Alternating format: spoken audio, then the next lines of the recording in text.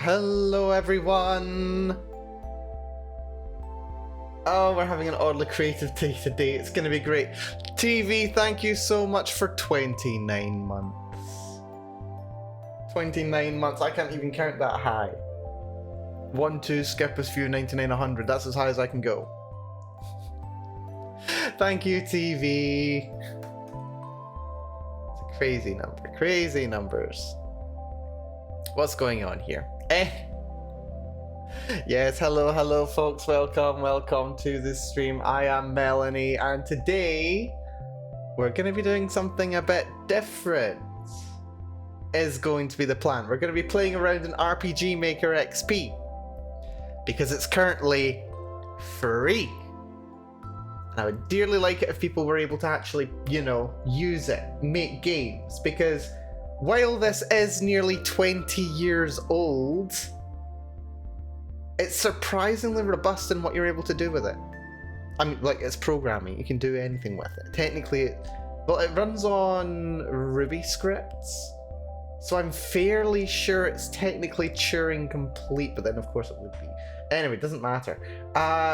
Yeah, anyway, it's robust. You can do a lot with it. It's fun. It's fun. You can... Well, of course it would be. You can do like logic gates and stuff. Yeah, no, that's fine. Yeah, but I want to show off what you can do with it, or some of the stuff that you can do with it.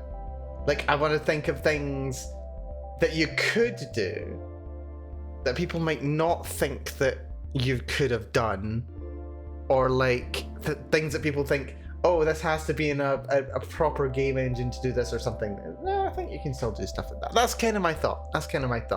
Is the plan. So I got a very, admittedly, very short list of things that I want to actually do and demo in it. But yeah, no, we'll come up with some stuff. We'll come up with some stuff that we can do with this. Hello, Valana. Welcome to the stream. Good to see ya.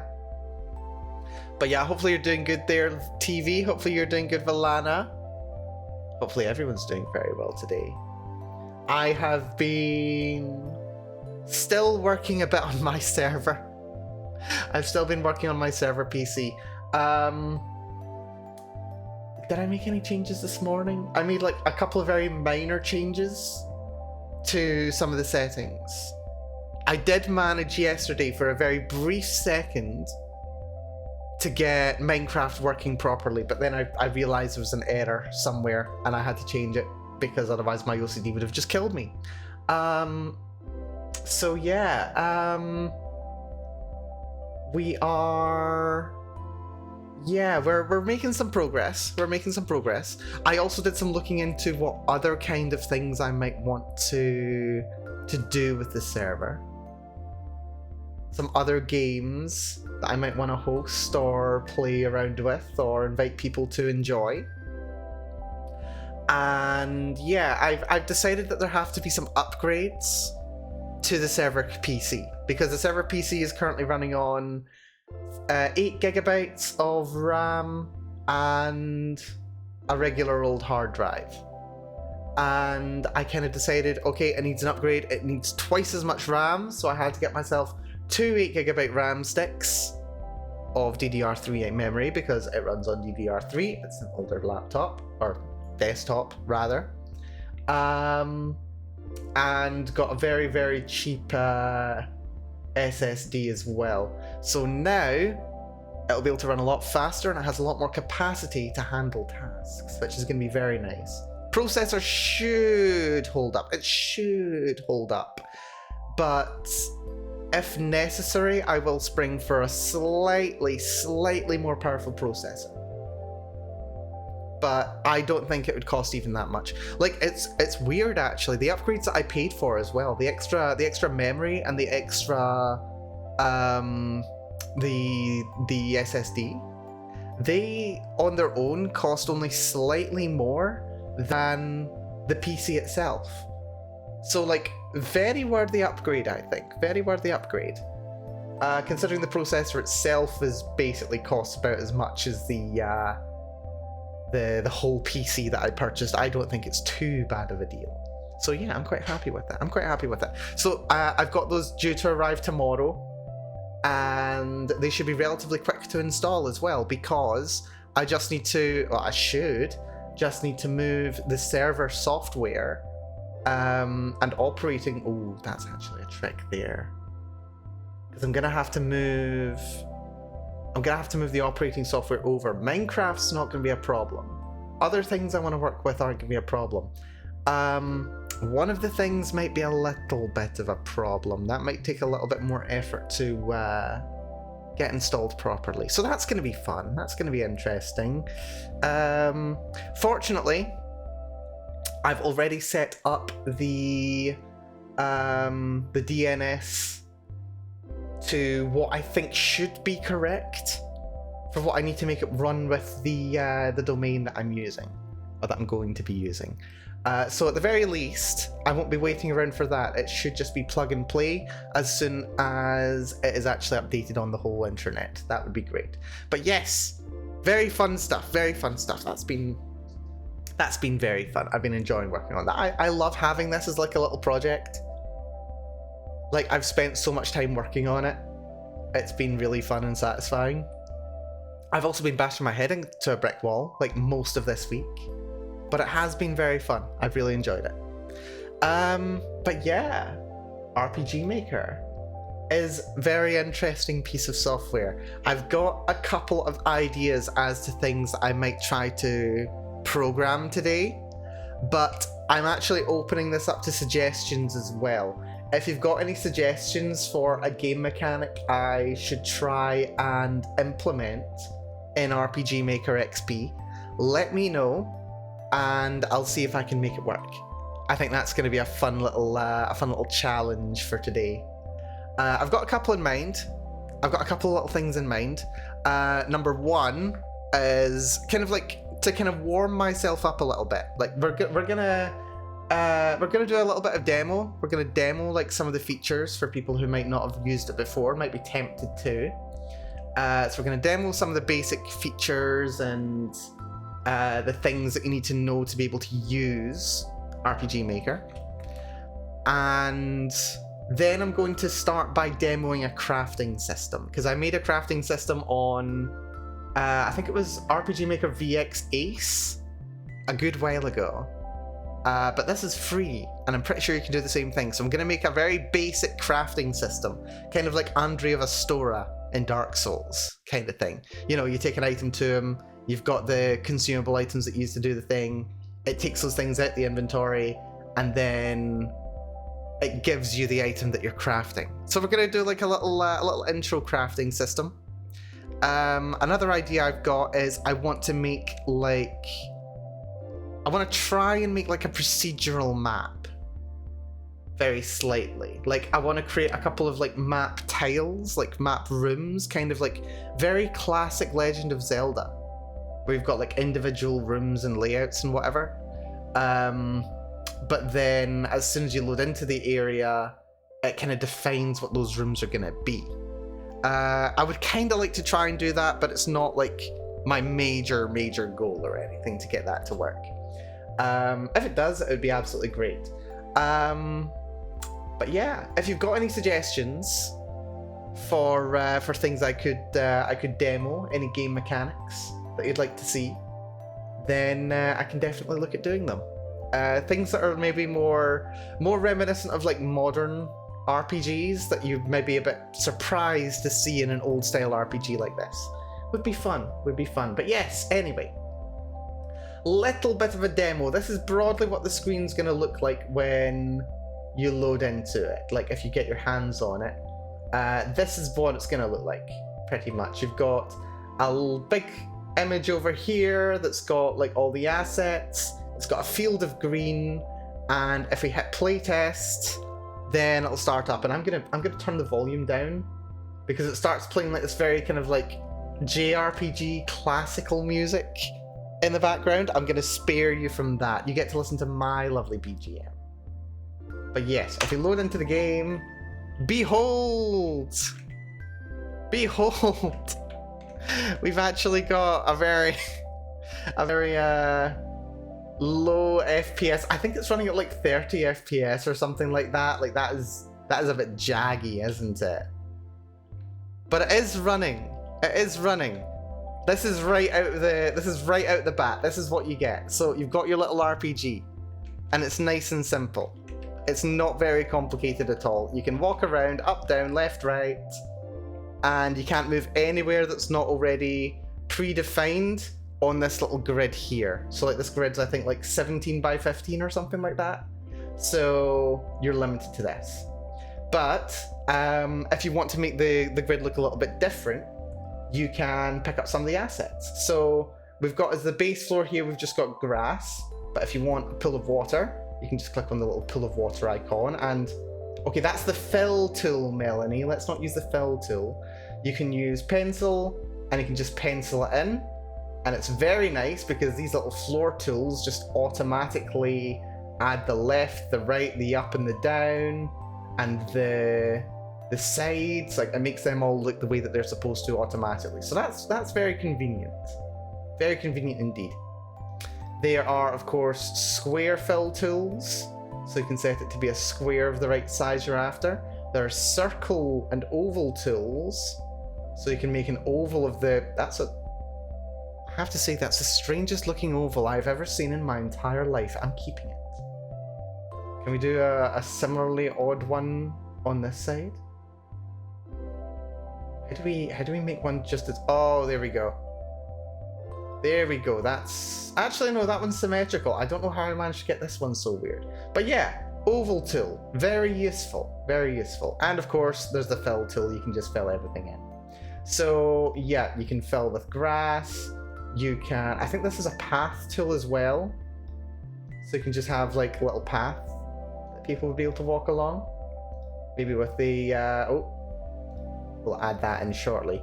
But yeah, so you can do the environment if you want there to be a little cliff. Oh, that's weird. Where's cliff? Where's cliff? Where's cliff? Is that this? No. I think we have to do that on a higher layer. Yeah, because there's a layer tool as well. Bit of a kind of basic-y, I say basic-y thing. There's a layer tool. You can just add a layer. And then you've got a layer up, which is fun. Although that one does kind of circular. Is there not a I would have thought there would be a way to have a ledge, but not have it be on a different layer, because that could be annoying. Because like, what if you want to do like another layer beyond this one? Well, that's trench tool. Interesting.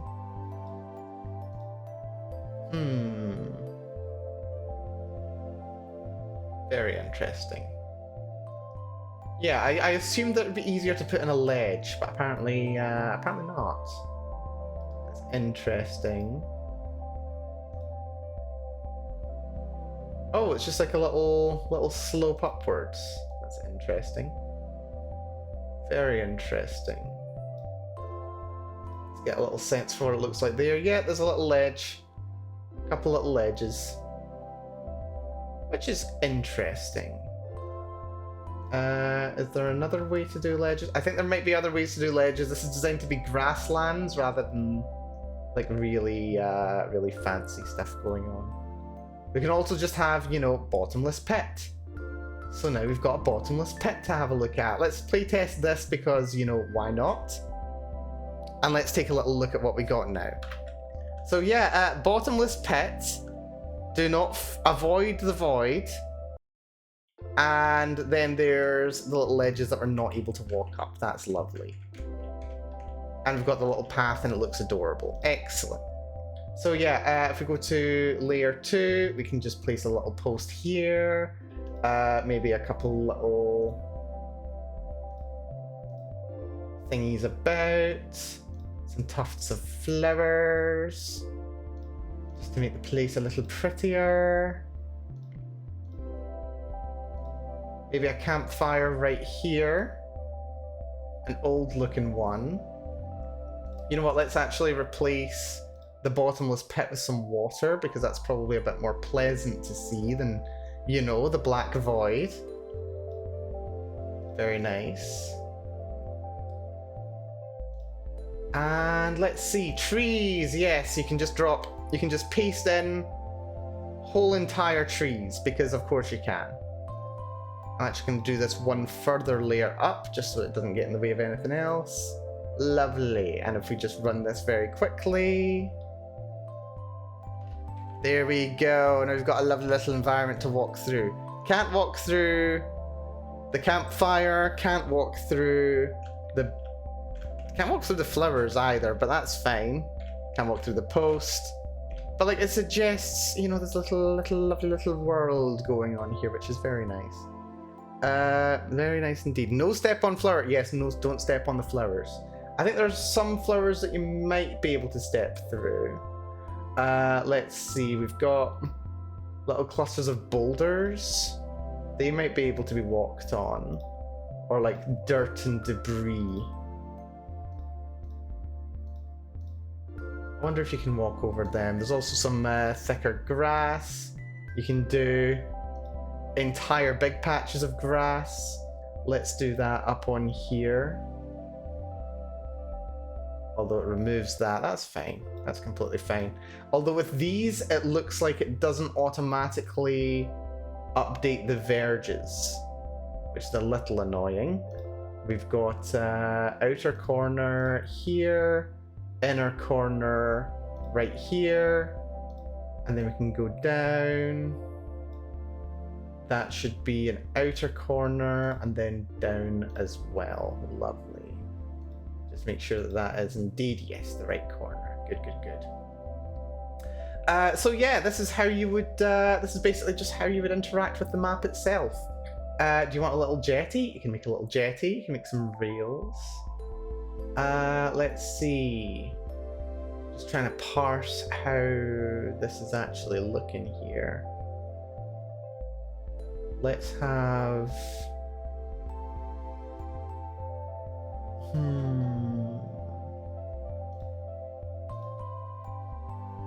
Let's have it start here.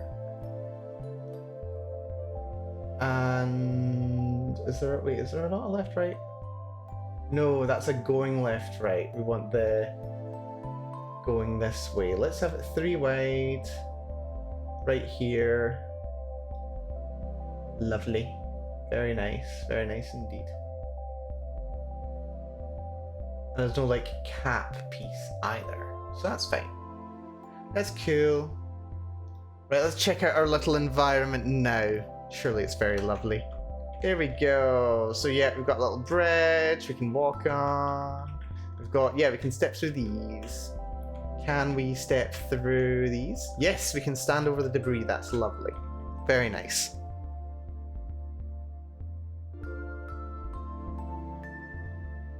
Apologies, had to sneeze. Thought I had to a second time, but it's fine. So yeah, that's the basics of laying out the map. You just select the little area that you want to work with here, and then you just click wherever you want it, and it'll paste the entire thing. If you don't want to click, what you can do is you can just click and drag, and then it will just place multiple of the thing where you want them to go as well. So yeah, you can make it look a little bit creepier, scarier, which is rather fun. But I'm thinking, let's also have a little look at the different layers you can have.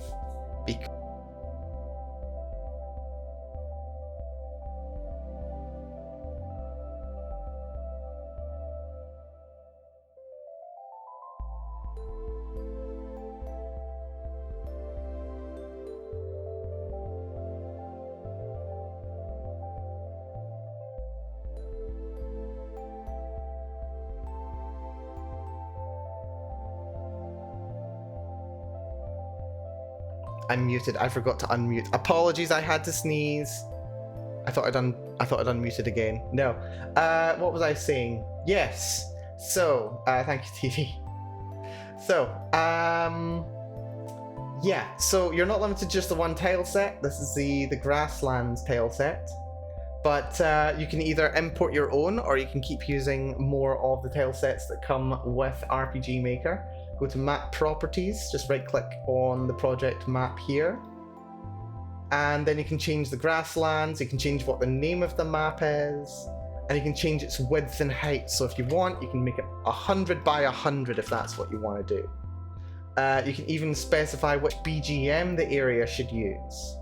And the game comes with a bunch of BGM available, or you can just drop some in. You can even change the pitch on the BGM, so you can make it sound off compared to the way that it should. There's so many options here. And yeah, so tile sets, we've got woods, forest, mountain, beach, desert, snowy, castle, port town, mines, deserts, heaven, a big bridge, if that's what you want. Let's have a look at the bridge one. Oh, that's fun. Very kind of... Oh, look at this. That's just lovely. That's really nice. Right, okay. Let's plop a little bridge down here just for fun, really. We'll have it go down from the... Oh, that's paste. We do not want to paste. We want to draw. Lovely. Those are not going to be visible.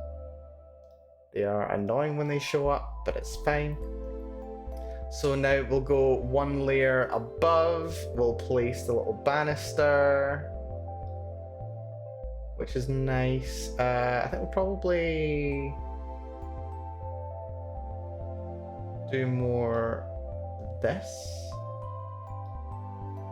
for the banister. There we go. Oh wait, that's not syncing up, is it? No, we need to get it to sync up on the bottom. It needs to sync on the bottom so that they look nice.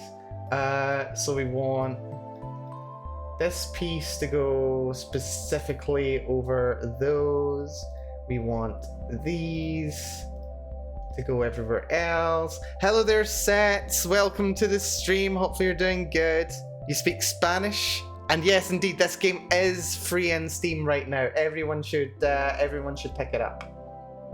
Everyone, I believe, should pick it up, because it's fun and interesting, and I recommend everyone check out fun and interesting things, especially if they're free. But yes, you're very welcome here. Hopefully you're doing well. So there we go. I think then if we go down a layer, we have these. And that's going to be the layer that the player is going to be able to walk on. We may as well make it 3 high. Why not? Oh, dear. That does not merge with those because that's the edge. That does not merge with those because that's the edge for some reason. That's interesting. What if I just do all 3? That seems to work. Lovely. And then, yeah, we want to have it all kind of capped off right here. I think we want to have this be a middle piece as well. And I think, can we make this a middle piece? Yeah, that's a middle piece. That's fine. Lovely.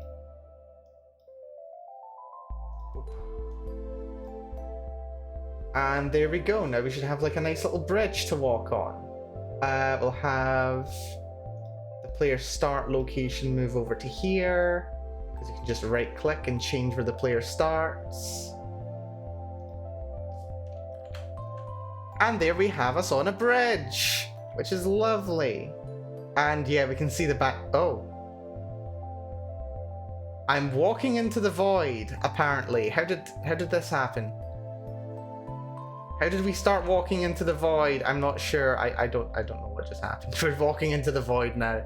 Yeah, you can also just have like scrolling backgrounds in the background, so that you can, you can have like more pretty detail in the distance, because the map is 100 by 100. That's right, TV. That is correct. Yeah, there we go. I'm so clever.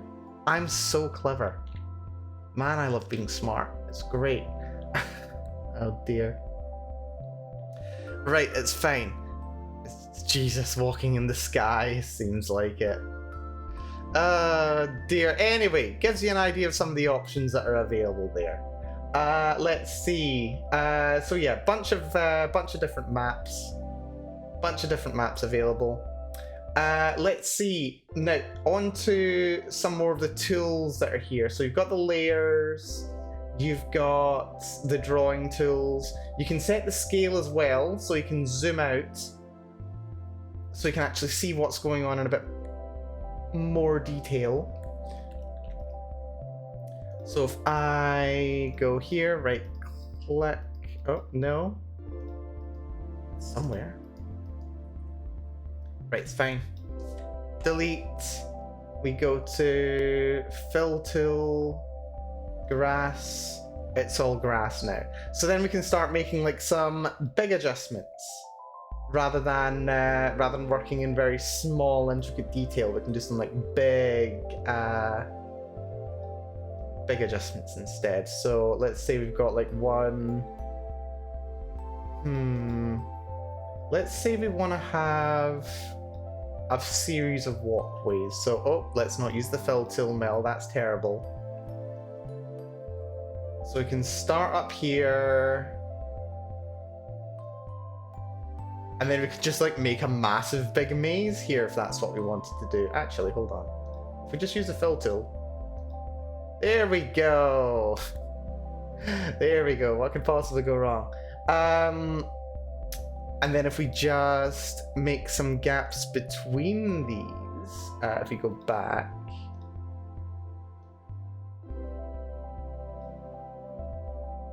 Yeah, we could just make like an infinitely long map to go through if that's what we wanted here. Okay, not infinitely long, but we could do like a very long maze. Surprisingly quickly. I believe, is there not actually a tool that makes a maze? I think there is. I think there's like a maze generating script in here somewhere. Also, I've just noticed the database window doesn't open, so let me just see about adding one of those so you guys can appreciate that. That's being used. Let's use this database.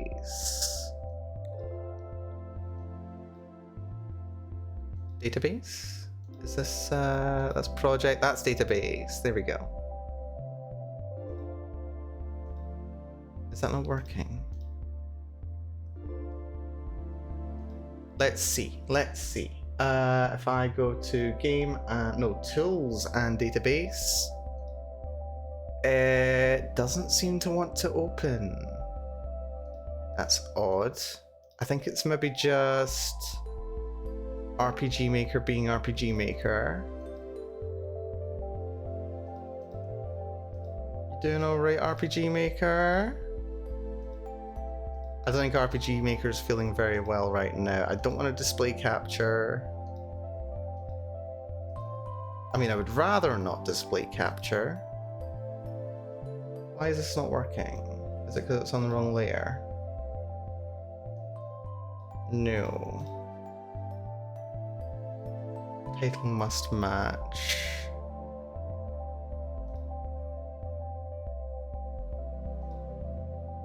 Huh, that's odd. Okay, that's annoying. I was hoping to...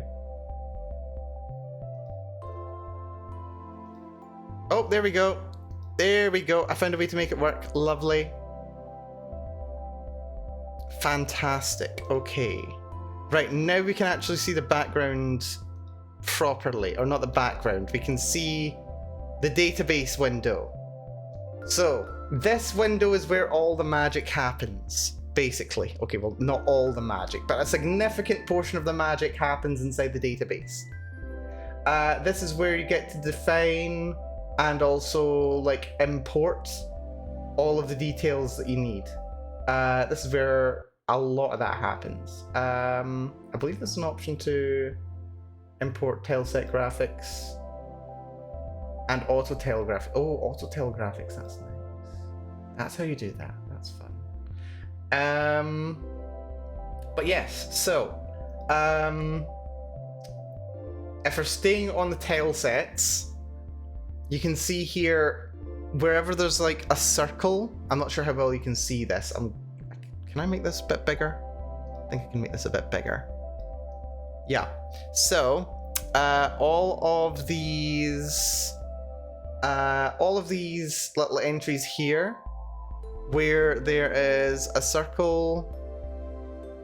Wait, have I got capture cursor on this? Bear with me a sec. I've got capture cursor on. Why is it not capturing my cursor? I have no clue. Oh, there it is. There it is. Right. Okay, so where you can see there's a circle, it means it's a space that can be walked through. Like, that place can be walked through. Which is why we were able to walk over grass earlier, but we weren't able to walk over all these flowers. But if we wanted, we could click it, and it would immediately allow us passage. You can also select whether, like, there's 4 directional passage. So you can set it so that you're able to approach from one direction, but not another direction, which is very cool. So, like, you're not able to walk into the area at the foot of the tree at all. But when it comes to these blocks here, like, you're not able to step into those upper blocks there, but you're still able to walk into this tile and move left, right, and down from these, which is kind of cool. Gives you flexibility, like the layers. It's very helpful.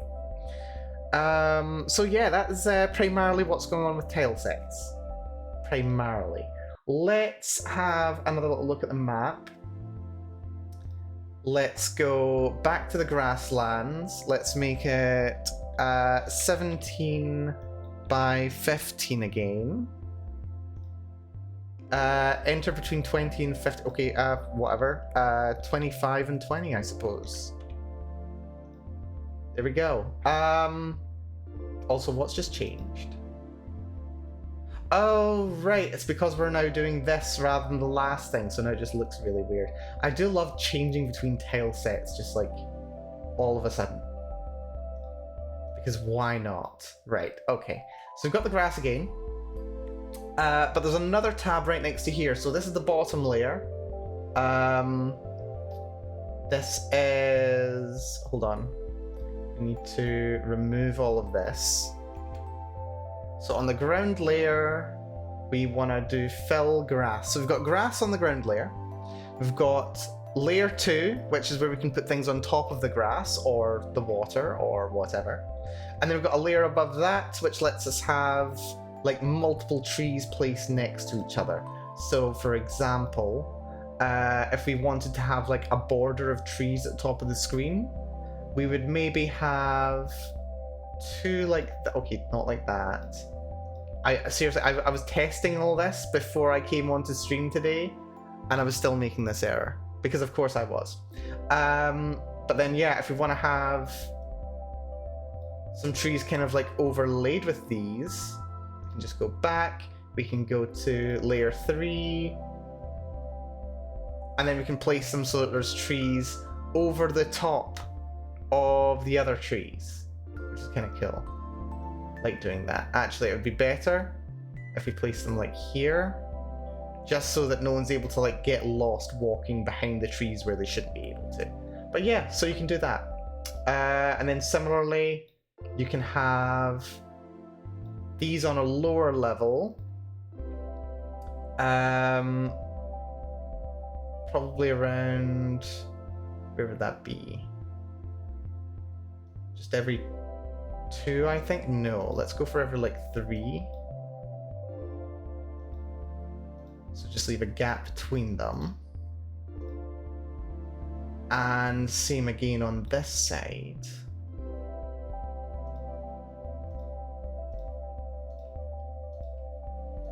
And then we go to the top layer.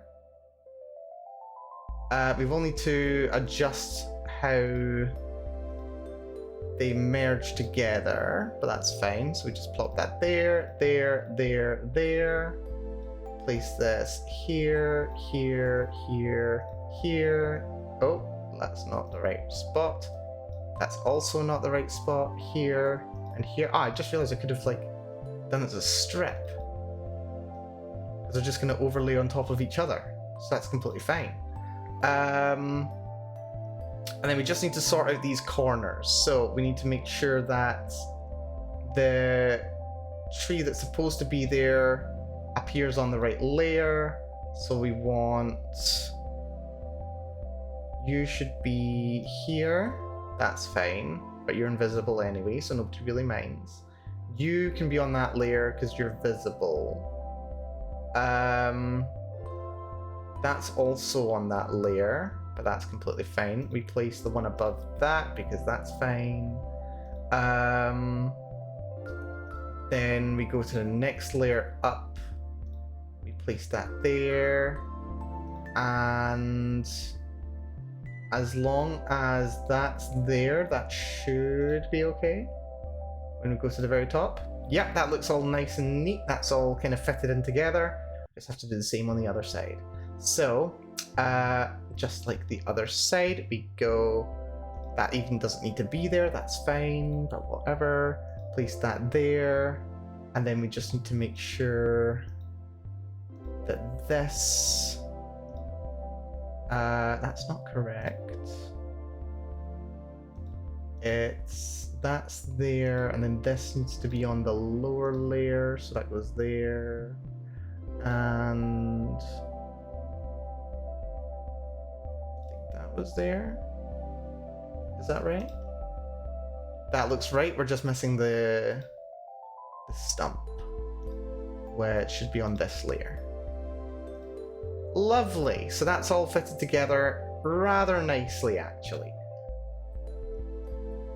And then we could just say... place this down on this layer. Okay, not that layer. This layer. And we've got a nice little campsite.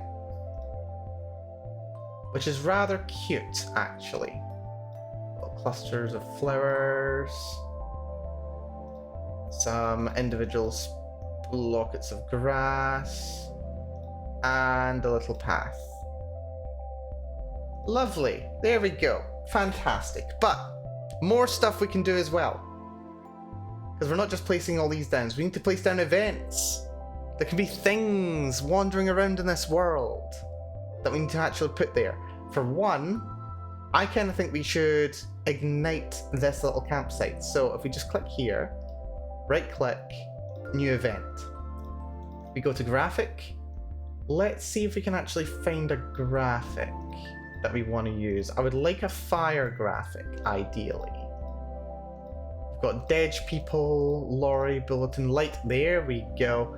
So, what we'll do is pick this little fire icon here. We can also change the color if that's what we want to do, or the hue rather. So we can change it from the original, make it whatever color we want. Do we want fancy fire? I think let's just stick with regular fires just now. We can also give it a stop animation. We remove the move animation because it's not going to move. It's fixed because it's not going to move at all. We can make it always on top. I think that should be good. So we hit apply. And now, if we want to load into the game, let's just have this be the start location. Load on in. Lovely. And... okay, it's a little bit lower than I expected it was going to be. I thought it was going to be a little bit higher. But you can see it is there. It is there. I'm actually going to very slightly increase the size of this window. There we go. So the fire is there. It's just not lined up, which is lovely and great and amazing. Let's see if we can fix this. Edit event. Let's see. Is there a way to adjust it slightly? Maybe it's in light. Ah, here we go. There we go. That's a lot better. Let's go for this one instead. Apply. And let's run this one. There we go. That's a lot healthier. Look at that. Look at that flame. That's beautiful. So yeah, and it's even got a little burning animation, which is really cute. I like it. I like it a lot. But yeah, we can now move around. We can see the corners. The trees look lovely. We've got our little tent, which we can't go into just yet, but we will. And we've got a little fire, which we'll be able to interact with later. So yeah, that's how you'd go about adding an event to the screen. You can also, very quickly, if we go to this spot right here in the tent, we can just right click. You can't see the window, I can see the window. There's an option to make a new event. And you can also make it very simple. There's a bunch of like common events. So let's have a door. Let's see if we can find a door. Civilian, baby, noble, bunny girl. There's a bunny girl option. Wait, you guys can't see the bunny girl graphic option. Oh no. Okay, this is a tragedy. This has to be corrected now. This has to be corrected now. Hold on. I didn't realize you couldn't actually see me selecting the graphic. We need to see that. That's important. What are these again? These are window capture. That's fine. I can go with window capture. Window capture. There we go. And absolutely perfect. That's exactly what I wanted right off the bat. Lovely. So yeah, you can see there's a bunny girl. We got bunny girl. There's a bunny girl asset in the game because of course there is. Let's maybe not add the bunny girl just yet. What bunny girl? Oh right, you can't see it yet. There we go. Now you can see the bunny girl. It's fine. I'm a professional. Right, the bunny girl's gone now, but that's intentional. We've got doors. That's a screen. Oh, I think that screen might be what we want. Yes, I think so. Let's go for this. It's got not a stop animation or a move animation. Player touch trigger. Maybe. Oh, it's got a through animation. That's it. That's what we're after there. So we hit through, which means that when something goes through it, then that happens. And when it does, we'll demonstrate it in a moment. We'll just demonstrate that it works first of all. New game, lovely. So now if we go up, oh, it didn't work. It didn't work. Great. Okay, lovely. How do I get it to work then? There's a direction fix. That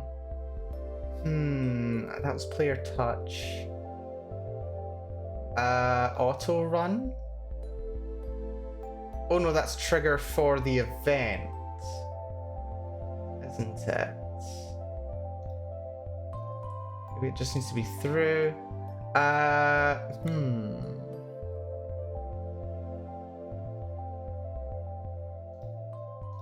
Maybe stop animation? Give this a shot.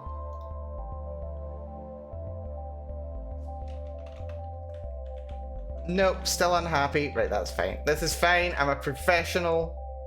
I know exactly what's wrong. No, I don't. I have no idea what's wrong.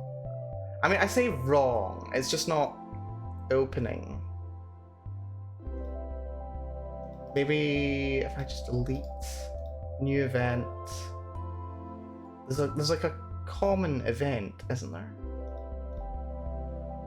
Or am I thinking of... I'm thinking of something else, aren't I? Question through. Make it possible to sneak through. Sneak through? An impassable tile. That's interesting. Direction fix. Change a character's direction.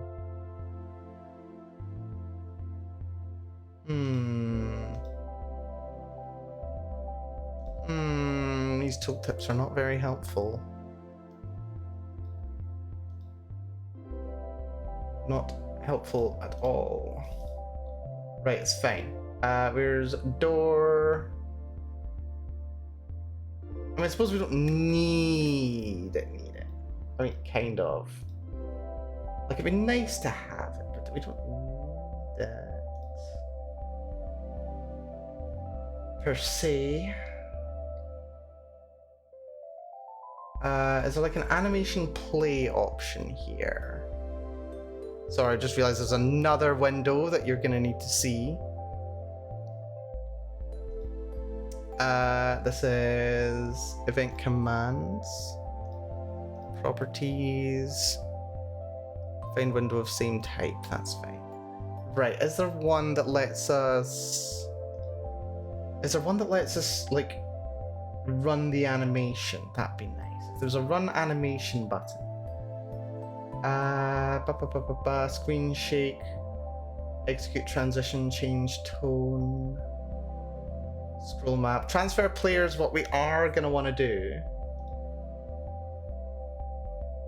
Battle processing, shot processing. That's all battle stuff. No. Nope. Cool. I don't know which it would need to be. Awa. Hello, Alceus. Welcome. Enjoy your lurk. Hopefully you're doing good.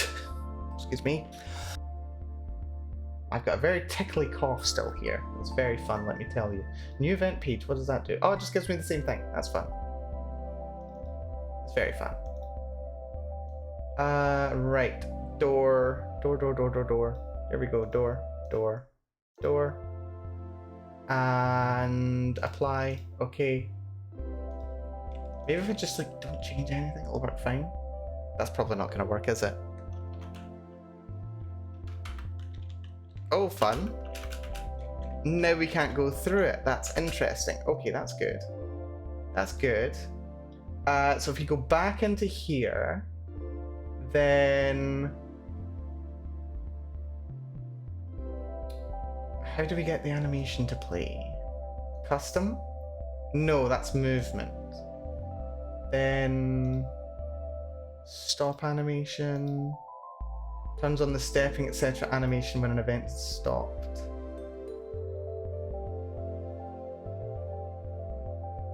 When an event has stopped?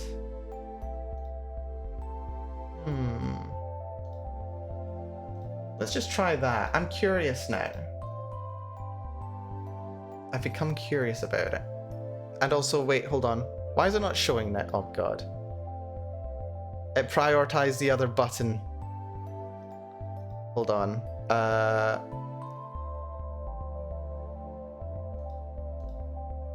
This is brilliant. Right, okay, this is fine. This is fine. Just do another window capture.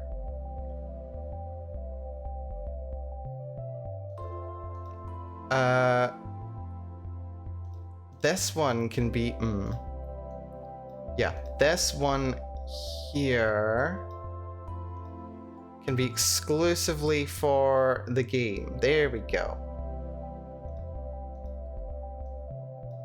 And then this one is for the database as well as anything else. That's fine. Lovely. Okay. Let's see if it actually works this time. It seems to be flickering between leaning one way and the other. And that's quite what I intended. Step animation. Right, we don't want the stop animation then. Auto run.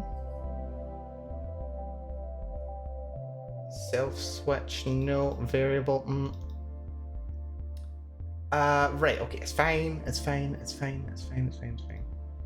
How do we get something to move through it now? So what we want to do is on the action button, we have it move. We have the animation play. But how do we get the animation to play? Show animation. This event has its animation move.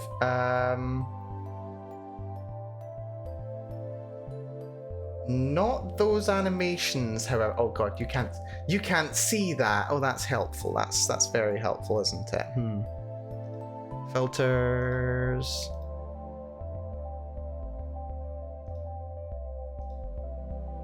That's helpful. That's very helpful. Very annoying, rather. Another window capture. It's another window capture. It's... There are just so many... There's so many options. There's so many windows that open up here. Okay, you know what? You know what? It's fine. Bear with me a second. I mean, I didn't expect that to disappear. Right, hold on. Bear with. I'm gonna set it up so that I can actually see the entire window. That would be so helpful. Listen, it's not my fault there's scuff, okay? It's not my fault. It's everything that's at fault here. Everything but me is at fault. And why are you not showing everything? You should be showing. Why are you not showing things now? I'm doing display capture and it doesn't want to capture my display. Come on, you fiend. Oh, this is going so fantastically well. Desktop duplication.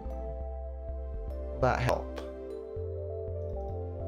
Oh, right, I know why it's not working. It's because you've shot off the side, hasn't it? Right, remove you. Add a new one. Display capture. There we go. New display capture. I just need to set it to the right monitor.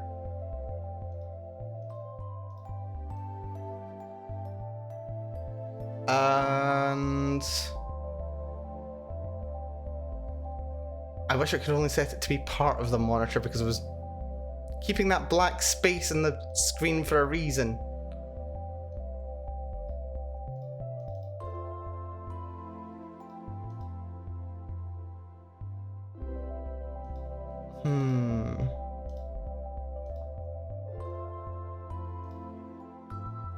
Right, this is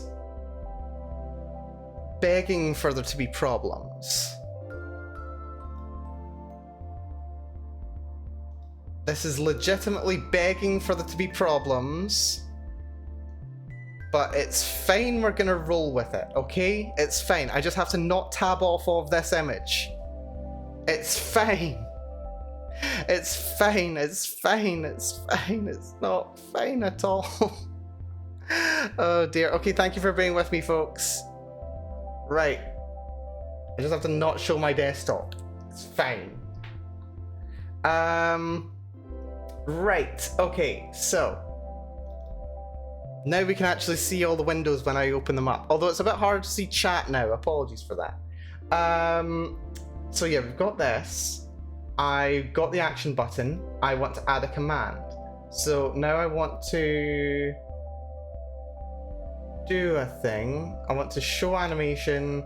I was thinking if I did this event, it then does very fancy animations, and I'm just like, I don't want any of these animations. I want this animation to show. So edit that, please. Rather, delete that. There must be a way to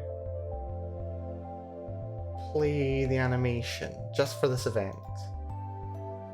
But it doesn't seem like there is, which is very helpful.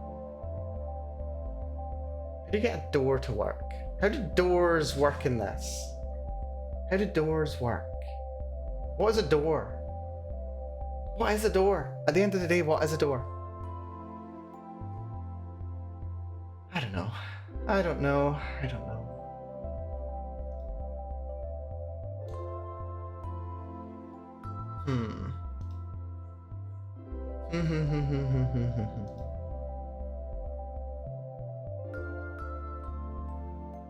Because, like, when I played VX Ace, it had this very nice feature where it would just, like, very happily just give you, like, a shortcut to having a door operate for you. Like, you wouldn't need to click anything. It would just, by default, there would be a door here and it would be working. It was so nice. I'm just an awful person for not having prepped enough for this. You know what? It's fine. Screw doors. Screw doors. We hate doors here. Doors suck. It's fine.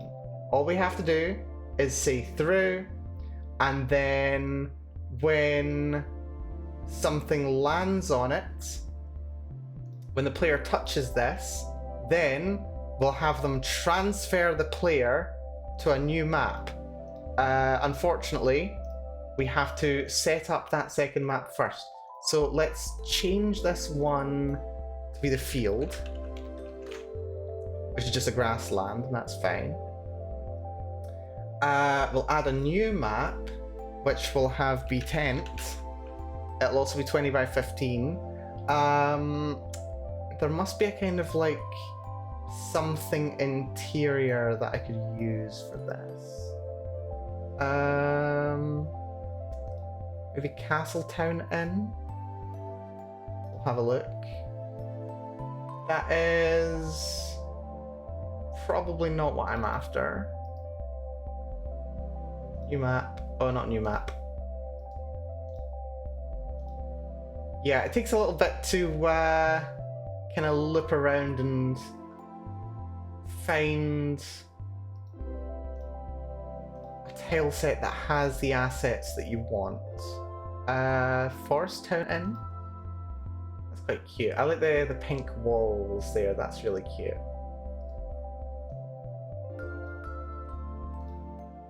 We just need, oh, maybe Desert Town? I don't know. It's a shame there's no like cloth farm village in. Very stony.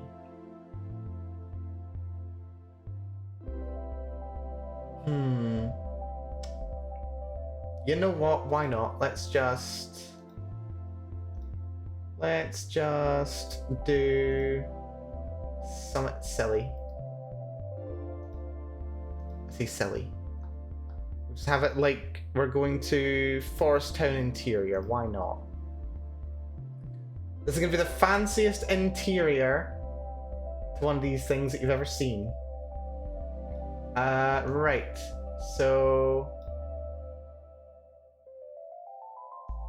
that is void blocks, apparently.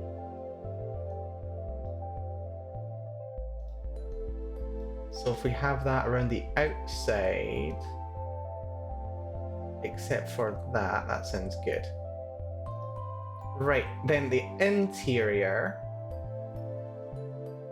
Let's have a bunch of these. Not quite like that, but that's okay. We can just remove those with that. The floor. These floors don't really work per se. Also, is that... Oh, that's a carpet. Oh, carpet's nice. Let's have a nice carpet. Well, we'll have these first of all. It's got a stone floor for reasons. Stone floor for reasons. This is the fanciest thing in the world. Then a carpet that can just cover like most of the interior also. Why not? Magic tent. Yes, exactly. Exactly. We do need an entrance area as well. I do like we can just have like, if we wanted to, we could just like put down a door. And there's a door right here. Very nice. But we don't want that. We don't necessarily want that. We just want the entryway. That should be roughly the middle.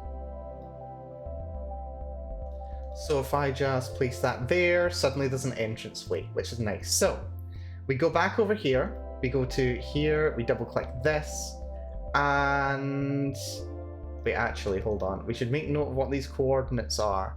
This is coordinates 10, 14. 10, 14. So we go back over here, we double click this.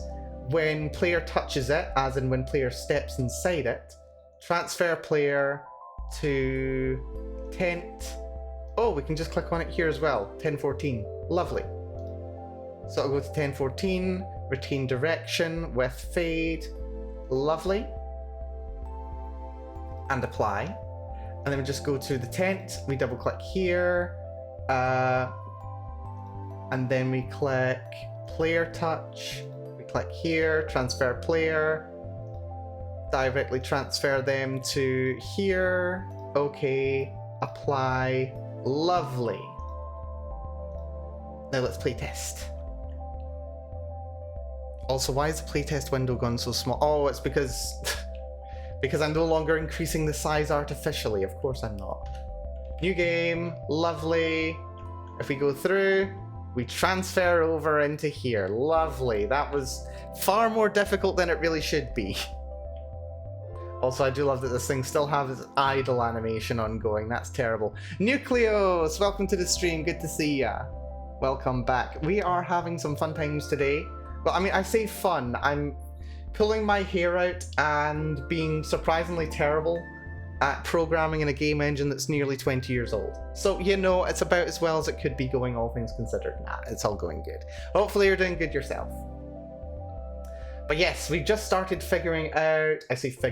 demonstrating events. But there are other kind of events that we can put in the game as well. If I just double click here, let's have a character be here. Let's have this elemental be here. Oh, hell yeah, flame elemental. Let's have a flame elemental on, hell yes. Okay, let's just put her on a random walk. She'll walk slightly quickly at slightly high frequently. And she's just gonna walk around here, and we could give her something to say as well. If we can find the talking interaction. That's show text. Comment. Oh, that's just for commenting, isn't it? Wait, call common event. Oh, those are common events. Oh, that's fine. Okay. Show text. I was gonna do we do a terrible joke and just have her say, hey, hot stuff? Hey, hot stuff. Why not, eh? Why not? Okay, run. And let's have a little look at this. Let's have a little look at our fire elemental. There she is. She's just walking around as well. She's just floating around, being a flame elemental, and if we interact with her, she says, hey, hot stuff. Amazing, amazing. Okay, yeah, it's fun. It's fun. And yeah, she's just gonna wander around the way that NPCs and JRPGs do. She's just gonna wander and get lost and do her own thing. We can go back though. I'm actually starting to think you could have a lot of very fun and interesting things going on here. Let's increase her movement speed and rate. And yeah, we can also have her approach too. Does it have, is it just a builder? Does it have scripts as well? No, it has scripts too. There's a lot of like pre-done stuff, but if you do want to, you can add scripts however you want as well. So yeah, let's have her on random. No, let's have her on approach actually.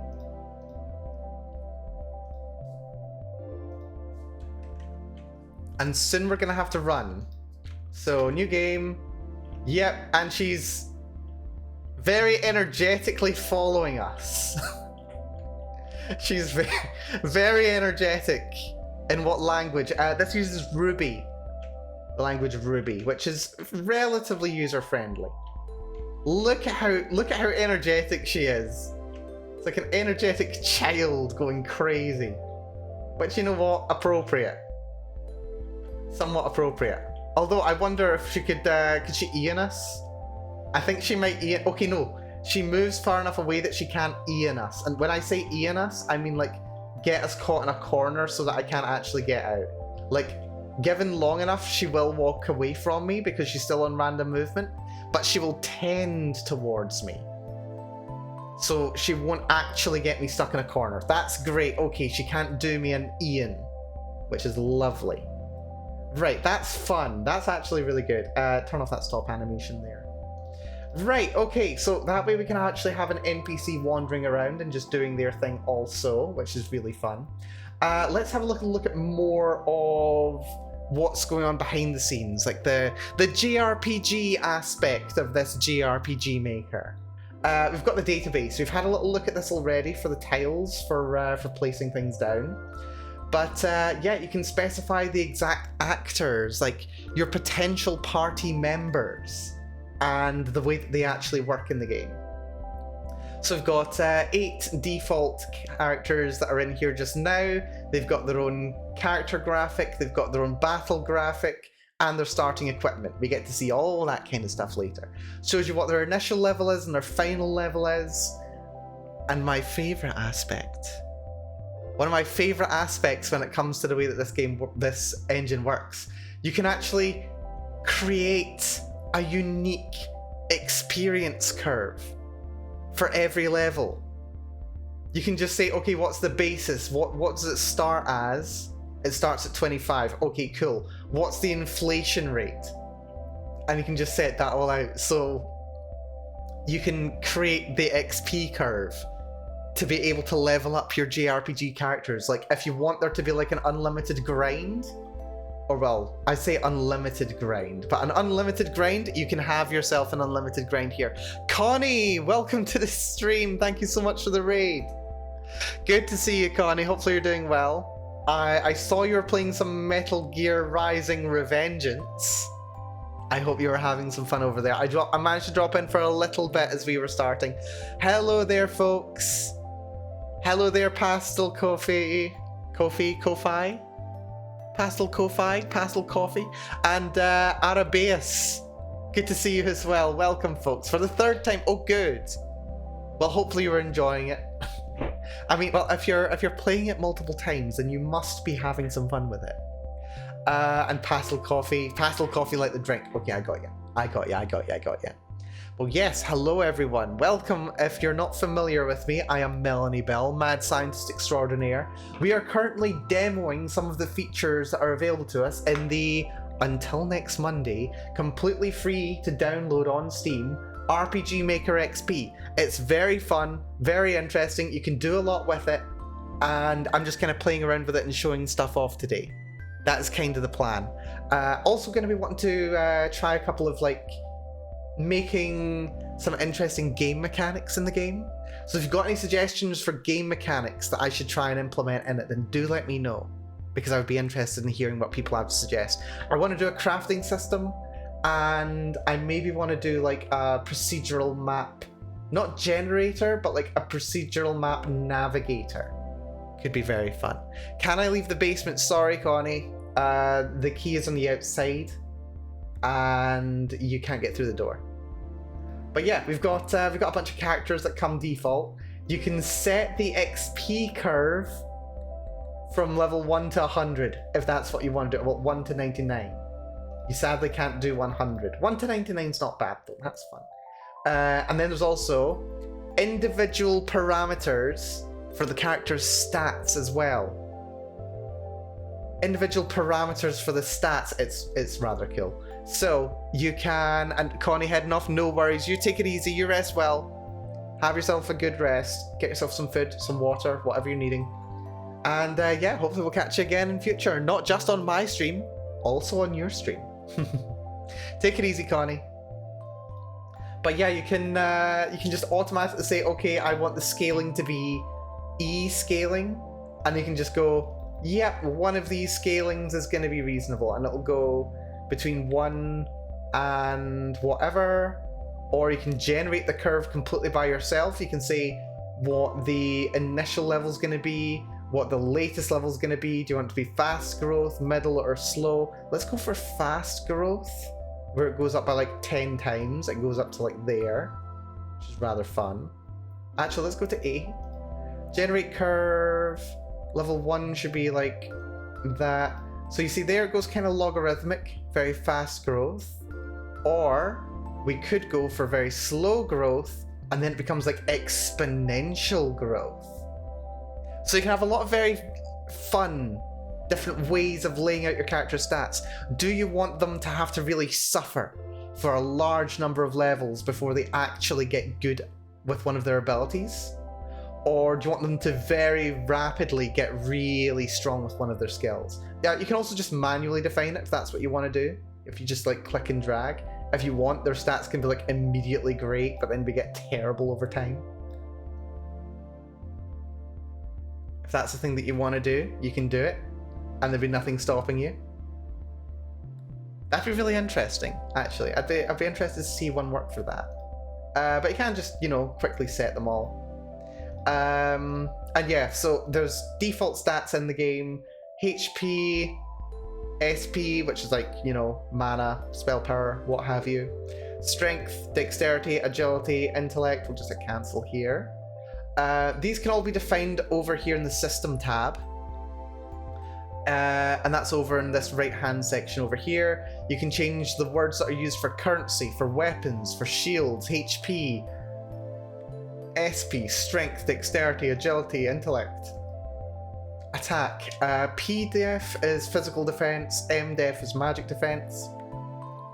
You can change all these stats yourself. Isusul, good to see you. Welcome to the stream. Are you homosexual? Is that directed at me? Well, yes, but actually no, is how I'll respond to that. There is no... I say it's an invalid question, I would say, to be quite honest. But yeah, you can also, while we're over here, because like we've got this for actors, you can set what class they are. Classes are defined in another tab, we'll come to that in a sec. But yeah, no, you can change window skin graphics, so what the window looks like, title graphic, game over graphic, all BGMs, the save sound effect, all that jazz. Element names, so you can have fire, thunder, ice, water, earth, wind, light, dark, and then specific damage against specific enemies, if that's what you want to do. But you can change these, of course. You can change the maximum, so you can go from there being 16 to, I don't know, do you want 50 different damage types? You can have 15 different damage types if that's what you want to do. If that's what you want to do, you can do. You could make a parabolic XP curve. Don't know why you would, but it would be funny. I mean, it would. It would make the middle of the game very interesting, to be sure. And you can also change what you want your initial party to be. So you can select. I think it's limited to 4 members. It feels like you should be able to add another member, but it doesn't seem to want to let us. Oh, that might be because there's a setting somewhere that says how many people can be in. You've got common events, which are just like if you're constantly making something that'll say a certain thing or do a certain thing, you can just define the event in here.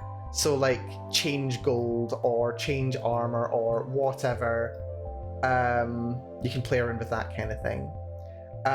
Classes. We can have a little look at classes now. So yeah, classes basically, it's like very, very like Dungeons and Dragons, which of course had a massive influence on JRPGs. You basically use that to determine what kinds of weapons, or rather specifically what weapons you're able to use. So swords or spears, axes, knives, bows, guns, maces, rods, that kind of thing. They're mostly set here. Same for armor. You can also use it to set what elements you have efficiency in. I think it means that you do better. State efficiency, I think it means you're like... Oh right, it says like how you handle certain elements. So you can make yourself more likely to take damage from a specific element, or more likely to suffer from a certain condition. And then you can also set what skills you learn and at what levels. So this is like Pokemon right here. You can choose at what level ups you gain access to new abilities, kind of thing. You don't have to use these if you would rather certain pieces of equipment gave you certain kinds of attacks. You can determine that over here in items as well. Not an item, sorry, in like weapons, for example. So you can have a fighter's weapon. There should be a way to do that. maybe I'm thinking of VX Ace, because in VX Ace there was a feature, it's like the slightly updated version of this. There was one where you could use, where equipping a weapon would allow you to give yourself new kinds of attacks. It doesn't look like that's automatically handled here, which is interesting. There might be ways to work around it. There probably is, using events, I would imagine. So if you use like common events where you had an event that was somewhere along the lines of like equip cannon or something like that. I don't think we've got a cannon, but let's just assume that we do. So if we do equip cannon, then change weapons, then we'll go to, where will it be? Yeah, go for the bronze gun, why not? Operation increase by 1, cool. So it'll give us a weapon. Wait, is that change or is that equip? Is there another one for equip? I don't know if there's another one for equip. Change equipment. There we go. So delete that. Change equipment. Actor. Does it need to be a specific actor? It might need to be a specific actor. Then it's all dependent on stats, so that's fun. Yeah, there would be a way to do it. There'd be a way to do it where you just change equipment and you give them whatever weapon they're supposed to have, and then you change skills, and then you can have them learn a specific skill as well. So if the cannon was meant to give them, like, I don't know, burning shot or something like that, then they learn that new skill. And yeah, that would have unequipped their previous weapon, unequipped one of their skills, or given them a new skill. Skills themselves, are there common events?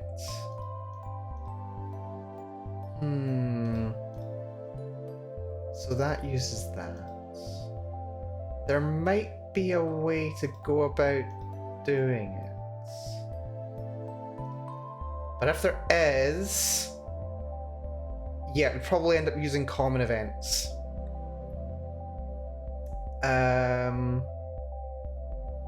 Maybe there'd have to be an unequip.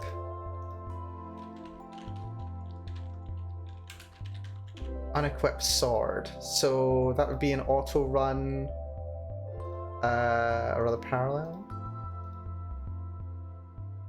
No trigger. So then that would be change skills. You would need to have the character forget. So say having that new attack means that they can no longer use like crosscut or something like that.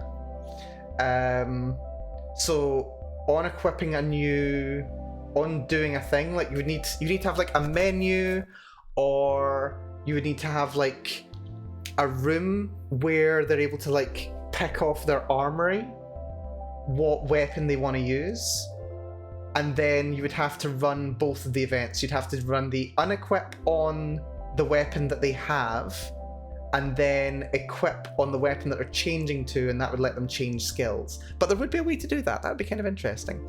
Let's see. Looks like there's only combat skills. Yeah, the game's mostly focused around combat, but there are options to say you can use abilities from the menu as well. It's just that with this game, the way that it's currently set up, combat abilities are like the priority. Like, you know, JRPGs are very combat focused in general. But there are like, I think there's some like healing abilities that are hidden in here somewhere. There's illusion. Are there any abilities that just affect one ally? There probably will be. Yeah, there's one that does one ally, it's only in battle. Any that are specifically not only in battle? Ah yes, here we go. We've got heal, which you can use always, so you can use from the menu, you can use in battle. That sounds really good. There's also some abilities that say never, so you can never use them. But you can use them, it seems, to give you a modifier to some of your abilities. That would be very fun. That's always any that say never. That'd be really interesting. No, it doesn't look like it. That's fine. They are based on old TTRPGs, makes sense. It's very true. Social skills. Yeah, having social skills, that'd be really interesting. So yeah, if we had based on intelligence, for example, let's have a little look over here at our what's this? This will be our fire sprite or something. Then if we play the action button, she'll say this. And then what we'll do, let's give us a choice. So input number, show choices. And on cancel, disallow. So this gives us some choices. So we could say certain things, and then depending on those choices, we could have different results. So choice one, yeah, let's go full dating sim here. Imagine having social skills, I know, right? We'll go full dating sim here. The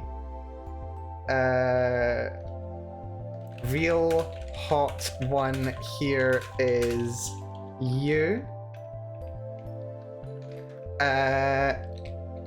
For some reason I'm not able to use an exclamation point. That's odd. How about you warm me up?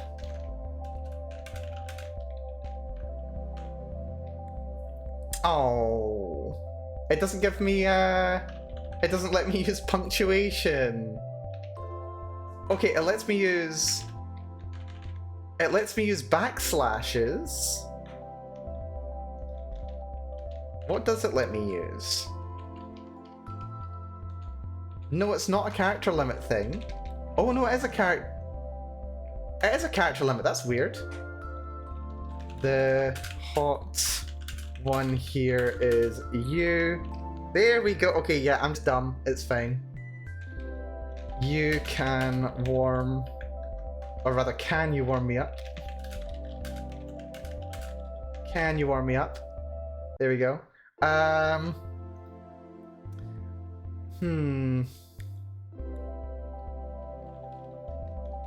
Can you teach me magic? And then nothing. That's fine. So that gives us then some options. So that gives us some scenario. This is a flirty option, obviously. Both of these are, well, okay. This one might be flirty. This one might be practical. Like we might have some kind of timer that's active if you're in a cold area, and then having a fire sprite near you might warm you up. And then there's also, can you teach me magic? So for this one, want to see if that works. Can you /n in one of the options? Ooh, you want to see if it'll do a new line? That's interesting. Hold on. Edit. /n.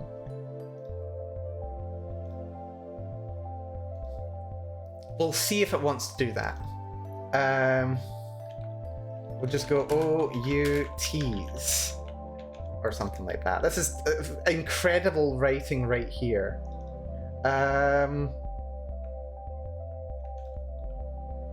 Let's show text. I'll warm you up later tonight. Can you teach me magic? And then this one, we want, oh, conditional branch. So this checks something. So want to see if that works. Yeah, we'll test it out. Yeah, so conditional branch, so we'll check a condition. If actor, main character, if they... Oh, is there one where if they've got certain stats? There's one if they've got a certain skill. So if a certain skill is learned, and I suppose you could make it so that skills are learned when you reach a certain stat level as well. I'm a bit disappointed that you can't do it based entirely on stat. Variable, yeah, those are just like... You can have like specific variables, so you could have like main character intelligence or something like this. So you don't need to use the predefined variables, you can have like specific variables set here and just change those instead of the ones in the character screen. So that'd be that. Switch whatever is on. Yeah, let's just do actor if they know... Is there a fire? Yeah, if they know greater fire, then that sounds really good.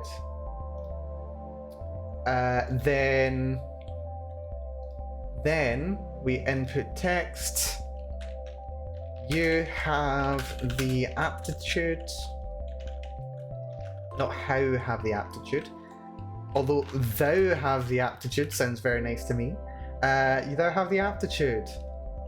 Let me teach you. Fantastic. And then we go to... where is it? There we go. Change skills.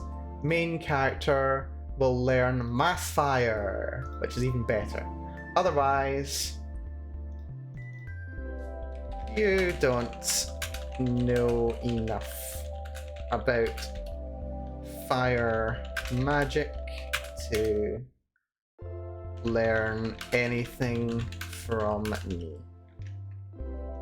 And then nothing happens. Lovely. Okay, so that will just let us test. Over here, we'll have another little test, which we will use, and this will let us learn that ability just to confirm. So we'll go to greater fire here. Lovely. Apply that. Lovely, lovely. Let's do a little test, shall we? Class starting skills would be nice. That's true. I think they do. I think they do come with that option. So we'll have a little look at that momentarily.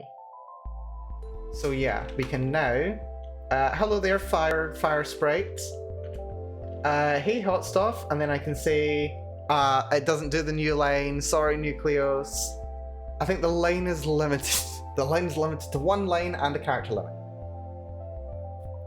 So I can say the hot one here is you. Oh, you tease. Can you warm me up? I'll warm you up later tonight. Scandalous. Can you teach me magic?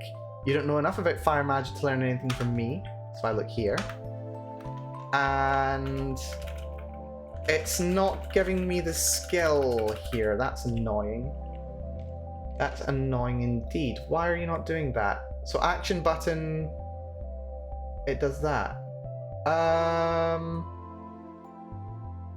That's weird.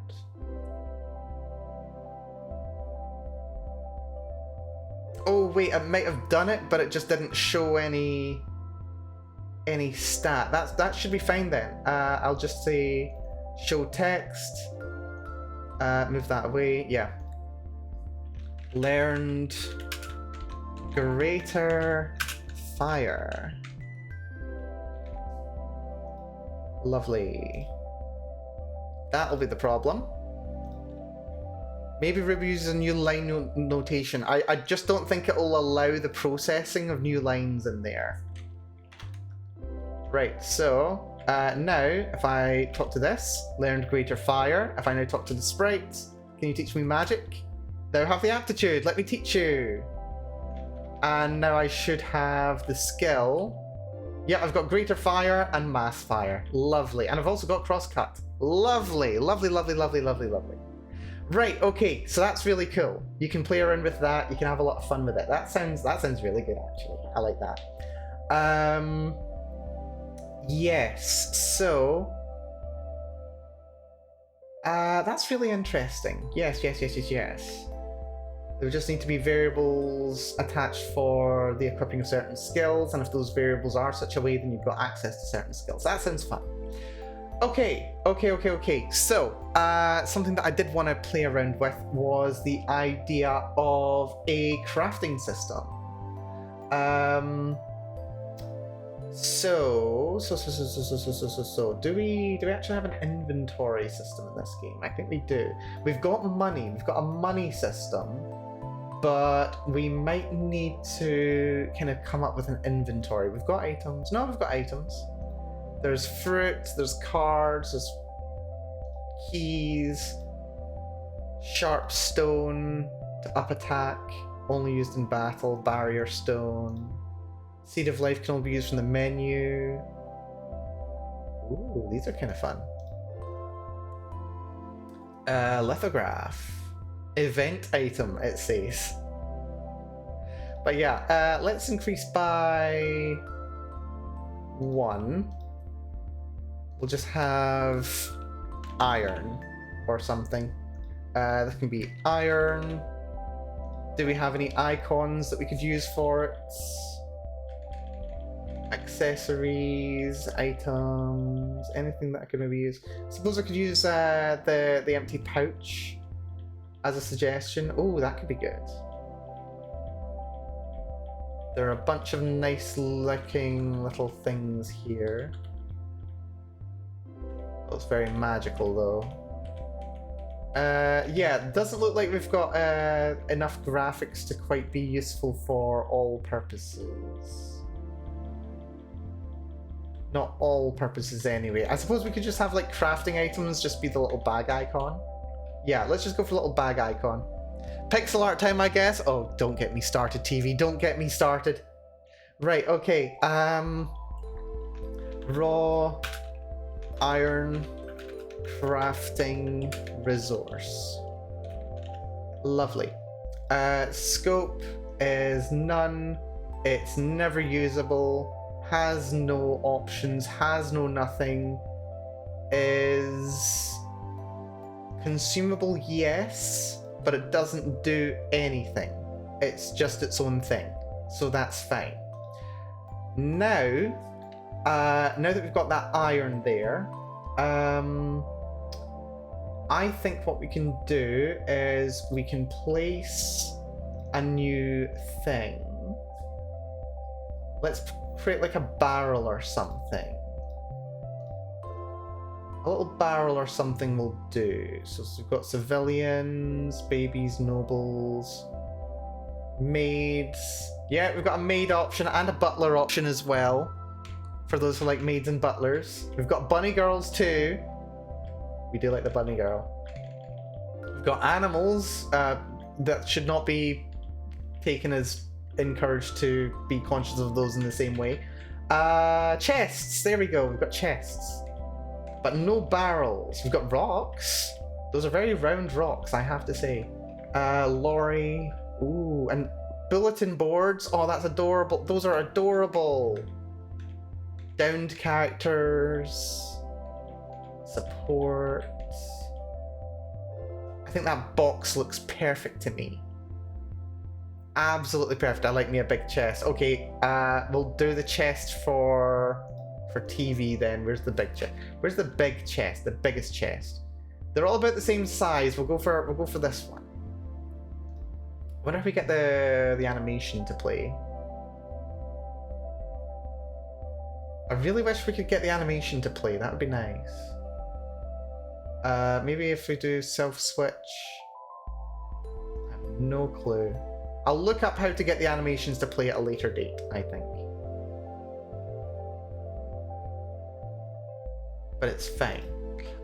So, on action button being pressed, let's see.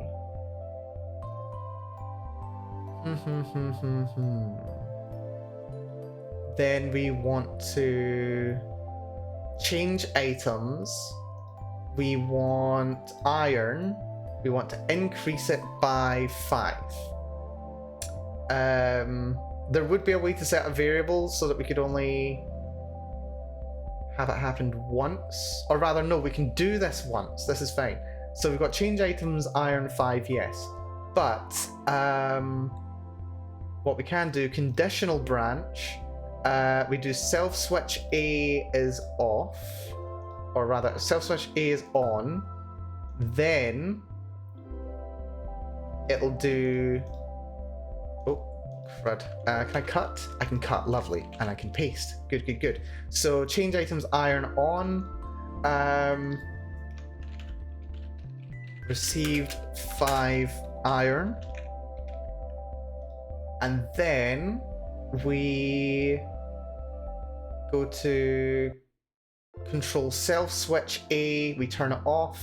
So then if self switch A equals off, we go to this else option, show text, the chest is empty. Which stops us from being able to get infinite iron. So we apply that. Now I want to go back to our fire sprite here. Let's see. So let's edit this one. Can you craft me something?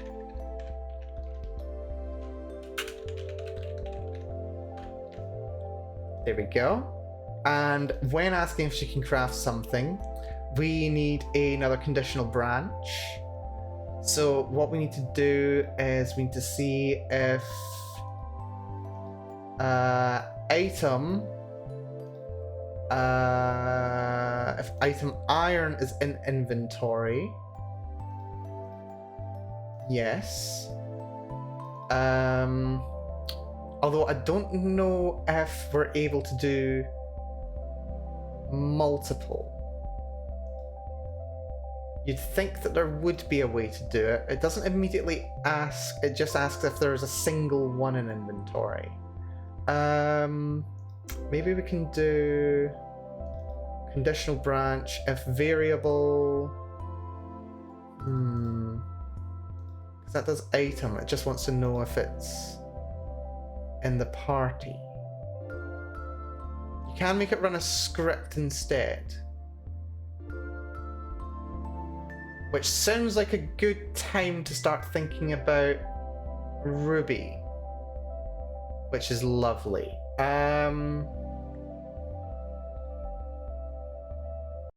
So what would that be? I don't even know what that would be, to be honest. Pouty Mel indeed. Pouty. Very pouty today. Pouty because I don't know how to rust. Oh, not rust. Ruby. I know how to rust a little bit. But I don't know how to Ruby. Okay, a variable. Really wish this was a bit easier to use. Variable 1, name.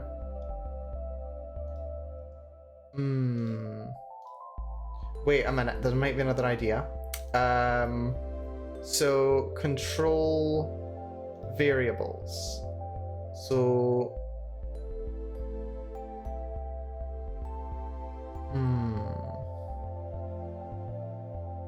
item iron inventory.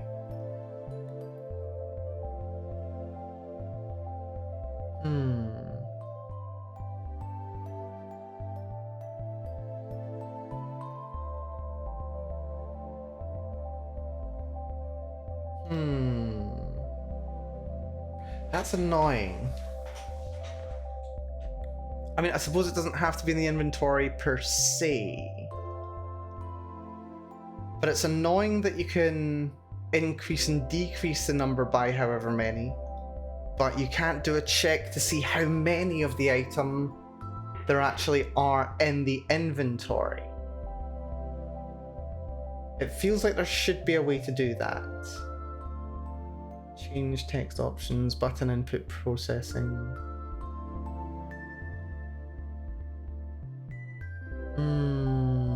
Button input processing is interesting.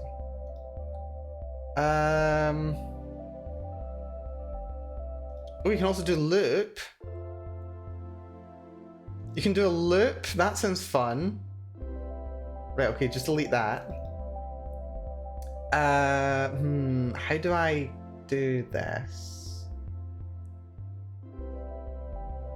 Right, just if there's it's annoying that there's no control self switch for it. Infinite loop, let's go, perhaps. Right, control variables, we'll just have variable 1 be party iron, not iron party. Party iron. Okay. And then we have it increased by another variable. Right, okay, this is fine. We've already set that to be party variable, so that's fine.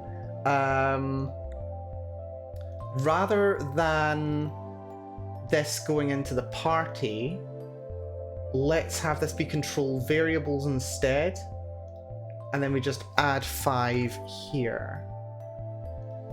So then it's not in the items, it's a variable instead. It's being held elsewhere, so it can't be viewed directly from the inventory. There would be a separate menu that you need to look at. Maybe there's like one of the cats that follows you around in what's it called? One of the cats that follows you around in Monster Hunter. What are those things called? Those things are adorable. There could be one of those following you around, and then you talk to it, and you're just like, oh, by the way, how much iron? Palicos? Is that it? Also, hello, Sed. Welcome to the stream. Hope you're doing good. Yes, Palicos. I had no idea that was the name of them. I've only played Freedom Unite on PSP. My knowledge is rather limited. Also, is this not updated? That's annoying. That's very annoying. Right, this is fine. Edit this one. Edit the choices. Can you craft something? There we go. We go here. Then we do conditional branch. If variable party iron is greater than or equal to 5, then okay. Let's see, show text. I can craft you an iron sword with 5 iron, which sounds good. And then show choices. Yes, no. Lovely. If yes, control variables, party iron, subtract 5. And then I believe we should be able to change items. Wait, no, not item. Change weapons. Then we've got iron sword increased by 1. Lovely. Let's see. 5 iron removed. Iron sword added. Lovely. And when no,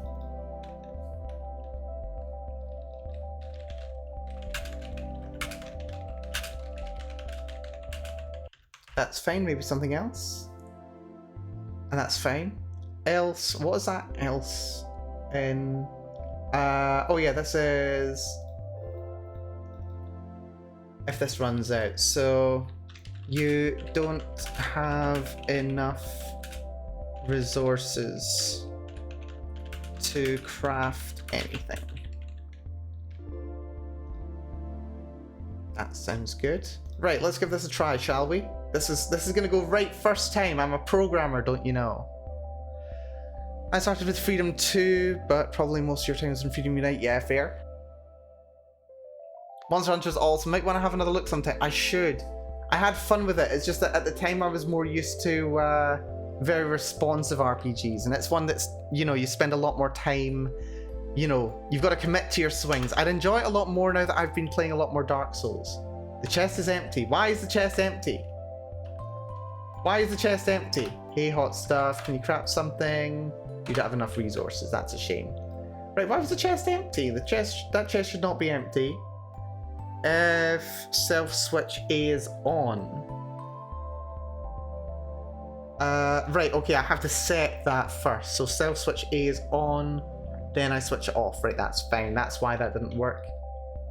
I'm a programmer, don't you know? Monster Hunter got a lot faster since Freedom Unite. Oh, that's good to hear. Right. Hey, hot stuff. Can you craft something? Don't have enough resources. Wait a minute, where's the chest? Where's the chest? The chest's supposed to be right here, but it's not there. What the hell? Okay, this is fine. Right, no move animation, no stop animation, no nothing animation. Apply. That would be the problem then.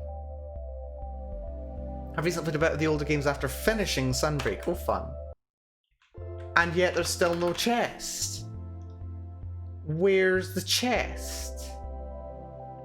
Always on top? That's weird. Why is the companion hyperactive? Because I gave her too much propane, unfortunately. Also, am I just noticing, let's see, Hoi Lepa, thank you so much for dropping by. I see Zephy as well. Hello, Zephy. The Spirefright is indeed zooming. She's very num. Is it the switch? I don't think it's the switch. I don't have a switch.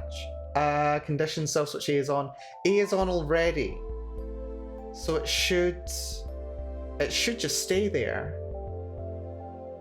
I don't know why it's not. Apply. Did I like pick the wrong icon or something? It's weird. It should be fine. Play. Why is it not working? Hoi is enough for me, sure. Can you interact? No, I'm standing here and I realize I can't interact with an invisible chest. I can interact with her. I can interact with the fire sprite.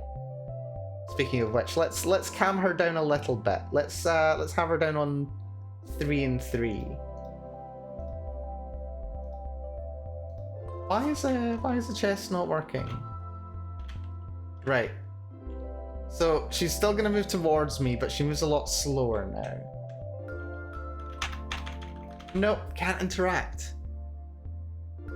Cannot at all interact. That is a shame. Right, she needs to move a little bit faster than that. Maybe let's put her on number 5. Why is this not working? Because like it is on. It should be working. It should always be there.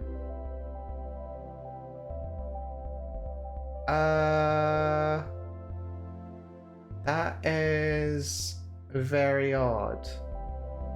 What happens if you turn off the switch? Then just nothing happens, to my understanding. Autonomous movement. Yeah, you've got no movement because you're not allowed to move because you're a chest. You're not a mimic.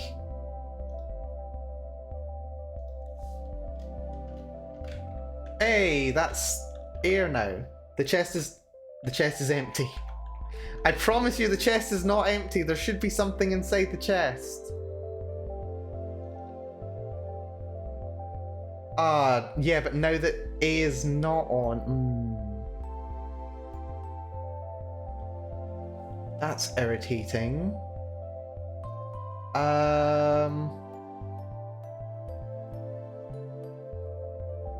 That's very odd. Right, if I try this one more time, is it going to complain again? Like, is that condition the condition that means it appears at all? Yes, it's the condition that means it appears at all. Right, so self switch A has to be off. which means I'm gonna need to have another switch elsewhere in the level. I'm gonna have another one like right next to it, which is gonna have a self switch. There's gonna be no icon there.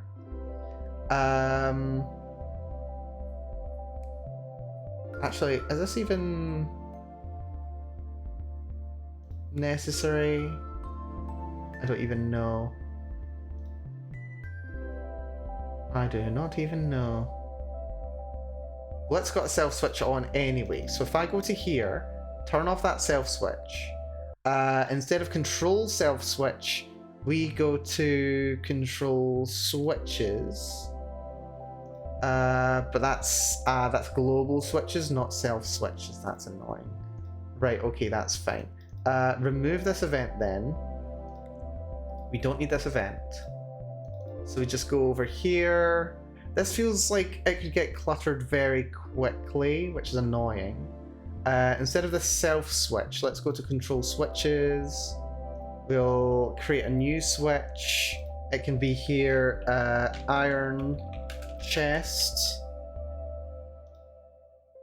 which is a switch. If it's on,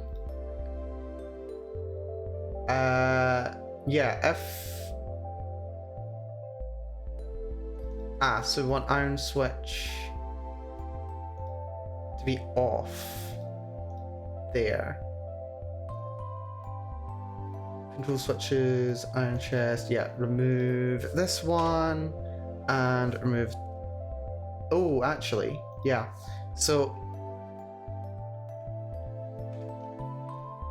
if that's on, control switches, iron chest goes to off, delete that one.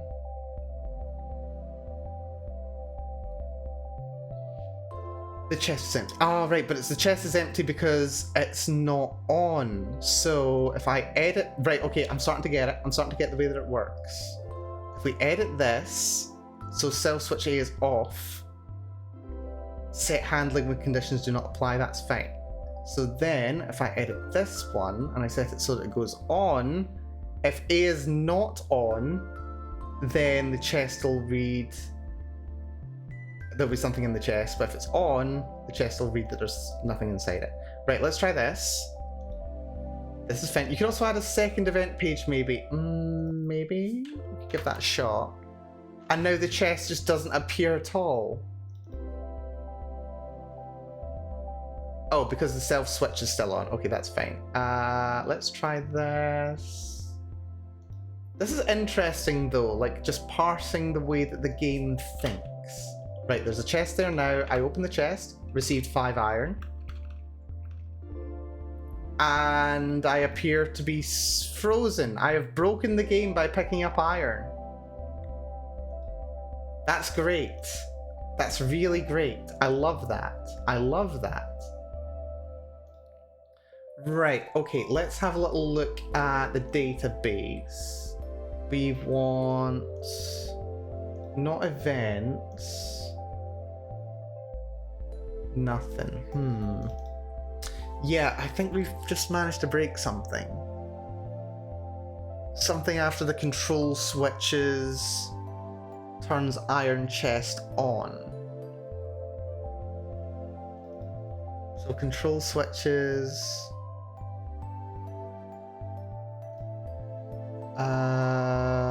Variable. Where are the switches? Switch. Iron chest is on. That's weird. So it's fine there, but then as soon as it gets to that, then it just dies. That's very odd. Like one event chest so that chest exists and a second for the actual event. I don't think you need to do that.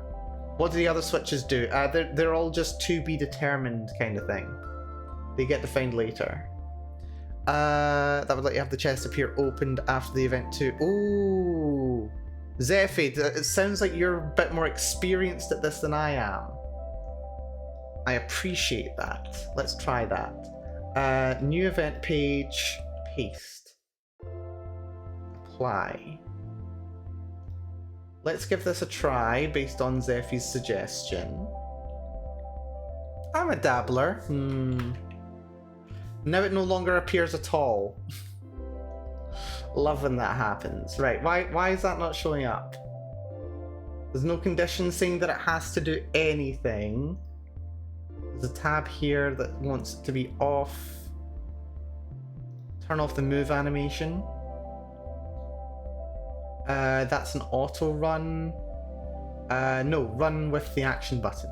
That doesn't need anything.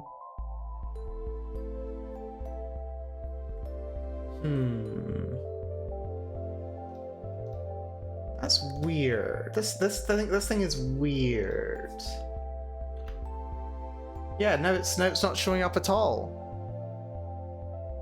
Why are you not showing up at all? Oh, I'm such a pro at this. Oh, I'm fantastic. Why are you not showing up? Why are you not showing up at all?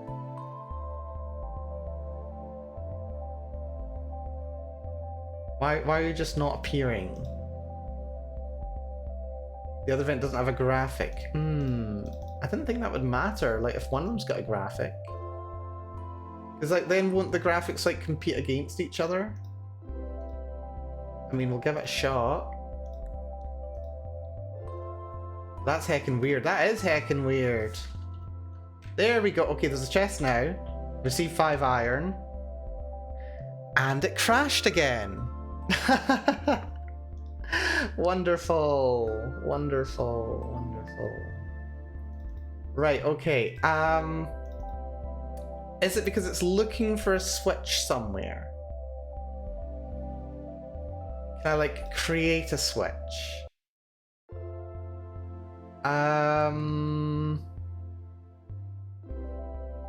Is that a way? No, I don't think it can. That is really odd. Where it either doesn't work or it crashes immediately. I'm controlling variables, I'm controlling switches. Switch A, it checks whether switch A is off.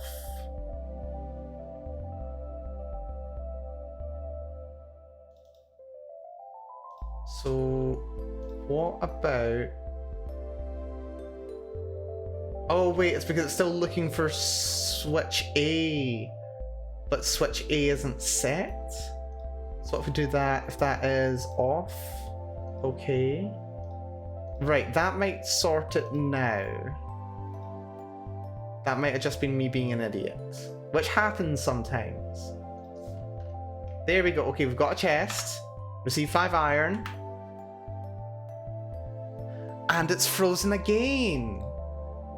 Right, why is it freezing repeatedly after giving us the iron? What about if we cut this from here, place this here, so it'll only show the text after that's been resolved?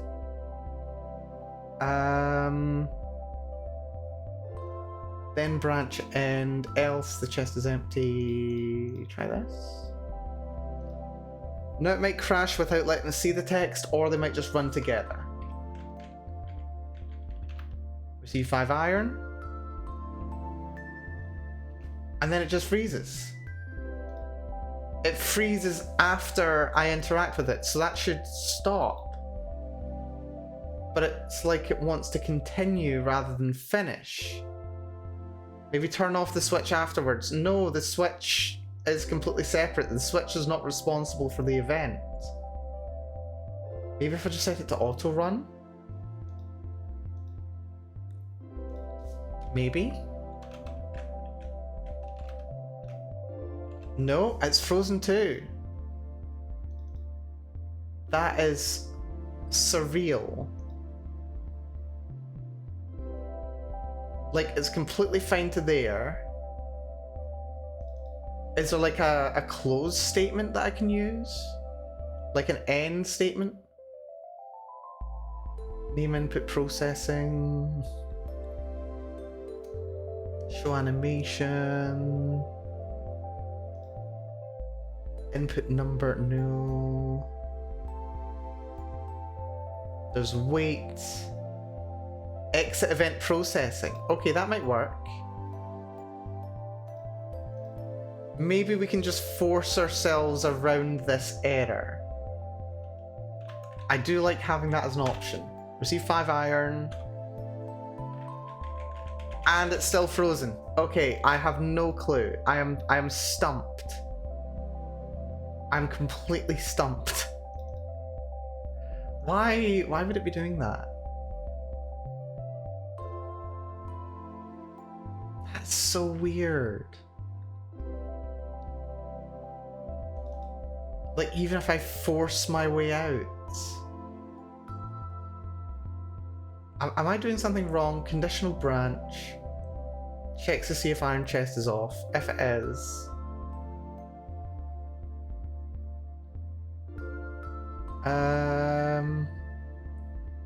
Maybe I need to. Oh, no, this can't be it. But I'm gonna move the iron chest is on till after the text, so it's the last thing that's done.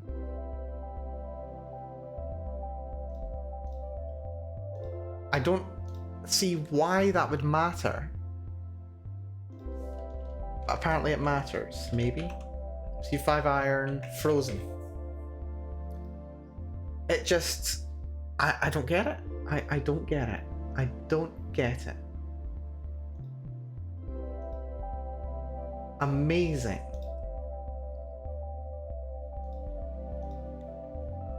Absolutely amazing.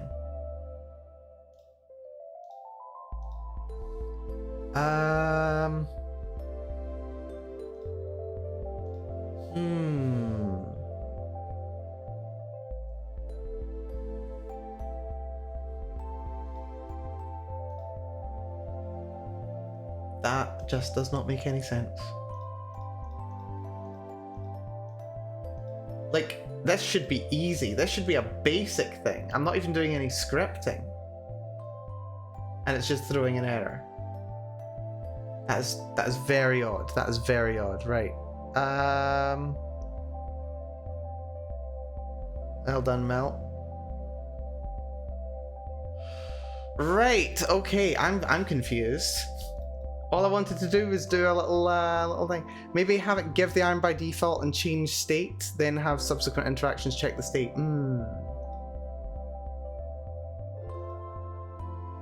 But the thing is, like, that uses self-switch. And it starts being weird when self-switch shows up. Like, it just doesn't appear when I do that.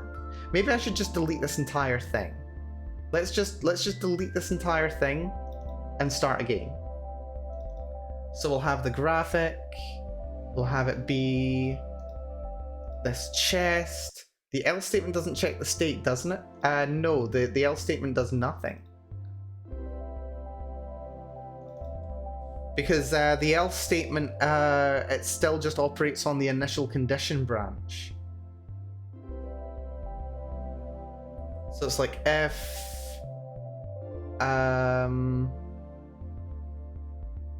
self switch A is off, then let's see, what was it? Control variables, party iron, add 5.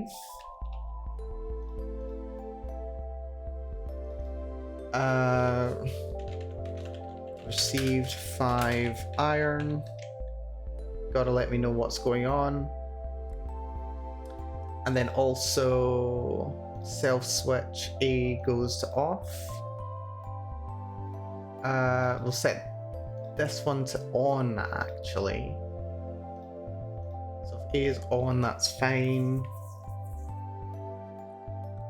We initialize it with A being on. Otherwise, the chest is empty.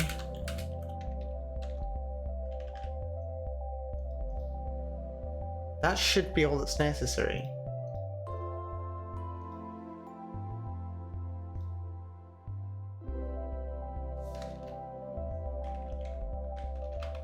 Receive 5 iron. Crashed. Completely crashed. I think it just doesn't like me using variables for some reason. Is there any way to like view the variables in here? I can view those. Could try it in a common event instead. I mean, I could. Let's see. Acquire iron. Conditional branch. If iron chest is on, we're okay. Then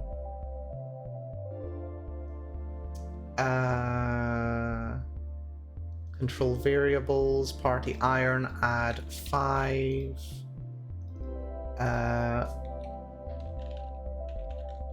Received 5 iron. And control variables, party iron, not iron, control switches to off. Else the chest is empty.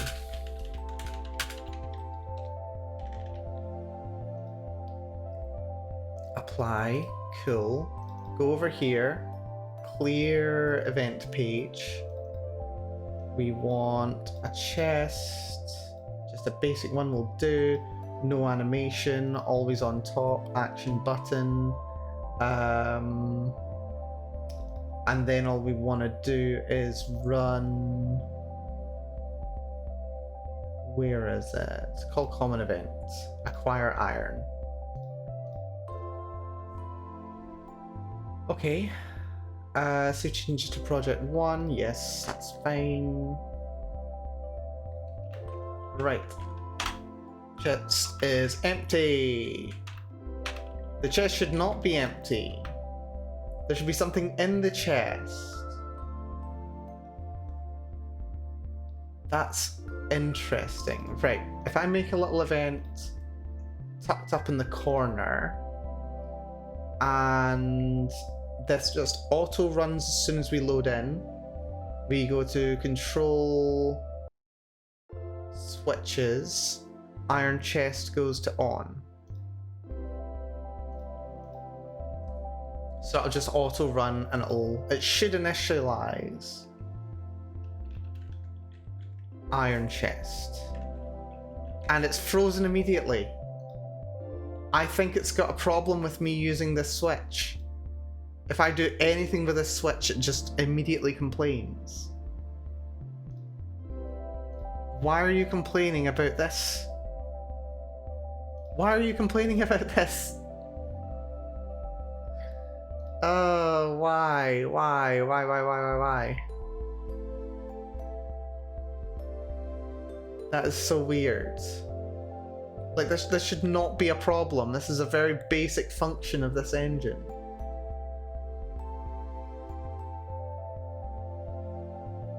I don't think it's just me. I don't think this is just me. I think this might be something. I don't know. It doesn't feel like it doesn't feel like it's just me. I'm not saying that it isn't. It just doesn't feel like it.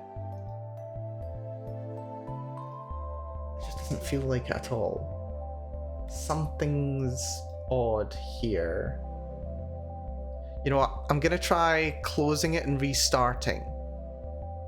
Just to see if that maybe sorts some of the problems. So bear with me.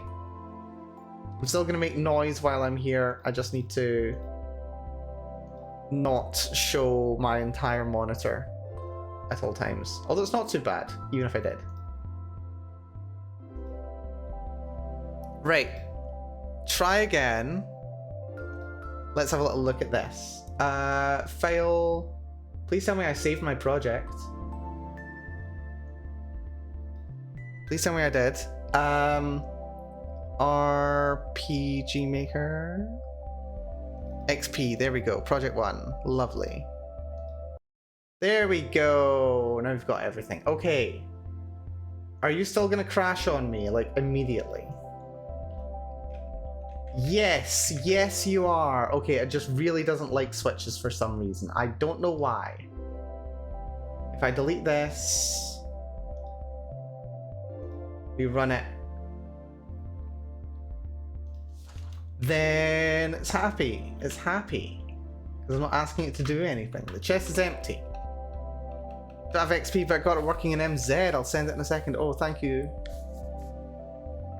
Yeah, I don't know why. I genuinely don't know why it's not working. I have no clue. Also, I don't know why that animation isn't going fully if I'm activating it from the side. Also, okay, I should be over the top of it from the bottom. That is rather odd. That's very odd. Okay. Not always on top.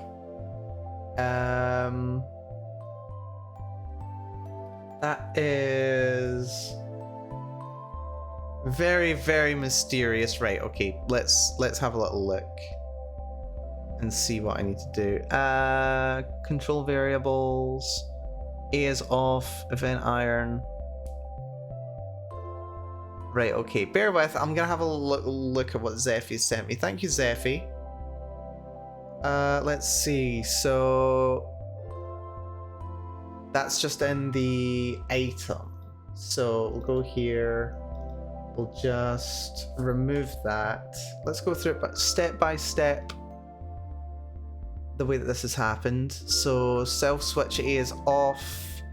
Common events iron. Yeah, I don't think it's the control variables that's the problem. It seems to be the control switches. So, yeah, conditional branch. If self switch A is off, we'll copy this exactly. Set handling when conditions do not apply. Oh, right. We do need that. Edit. Yeah, because that gives us the else statement. Then common event iron, but that's not the problem. The variables doesn't seem to be the issue. I mean, it might be, but I don't think it is. That's just iron.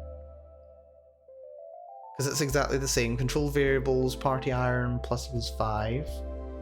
That's fine. Text, none, window, bottom. I suppose this does have a couple more options here, but the text that shows there is rather amusing. Then we set this to on. Control self switch A equals on. And then text, show text, receive 5 iron.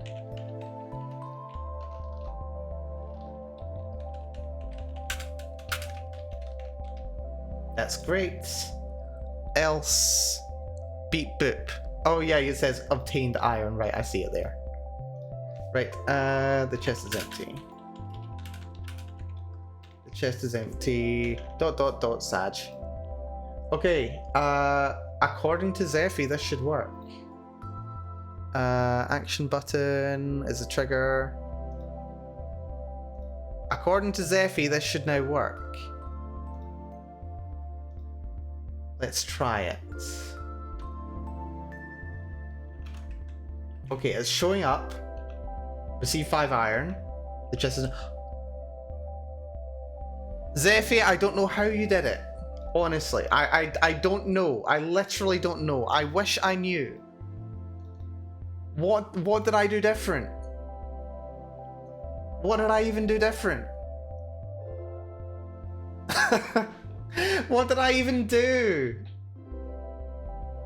Literally, what have I even done?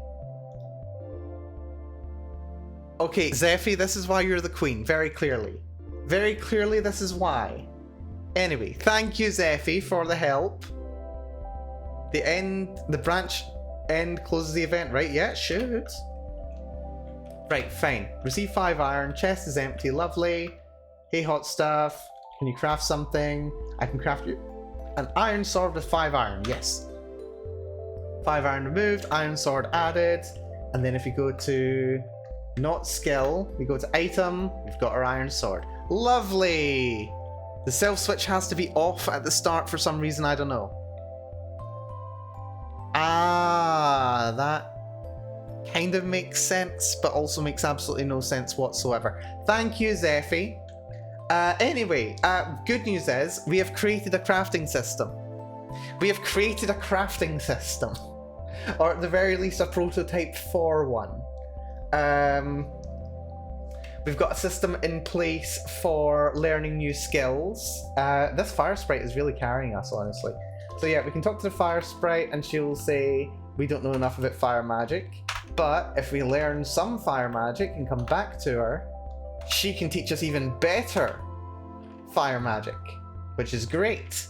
We can also ask her to craft us something, but if we don't have anything, we go grab some iron, we take it to the fire sprite, we craft something, we can now craft that right there. That's lovely. Okay, that's good. That is some of the things that I wanted to achieve today. This has taken me 2 hours. Oh my god. I thought this was going to go a bit better. I think I can chalk it up to RPGMaker being a little bit weird for some strange reason. Okay.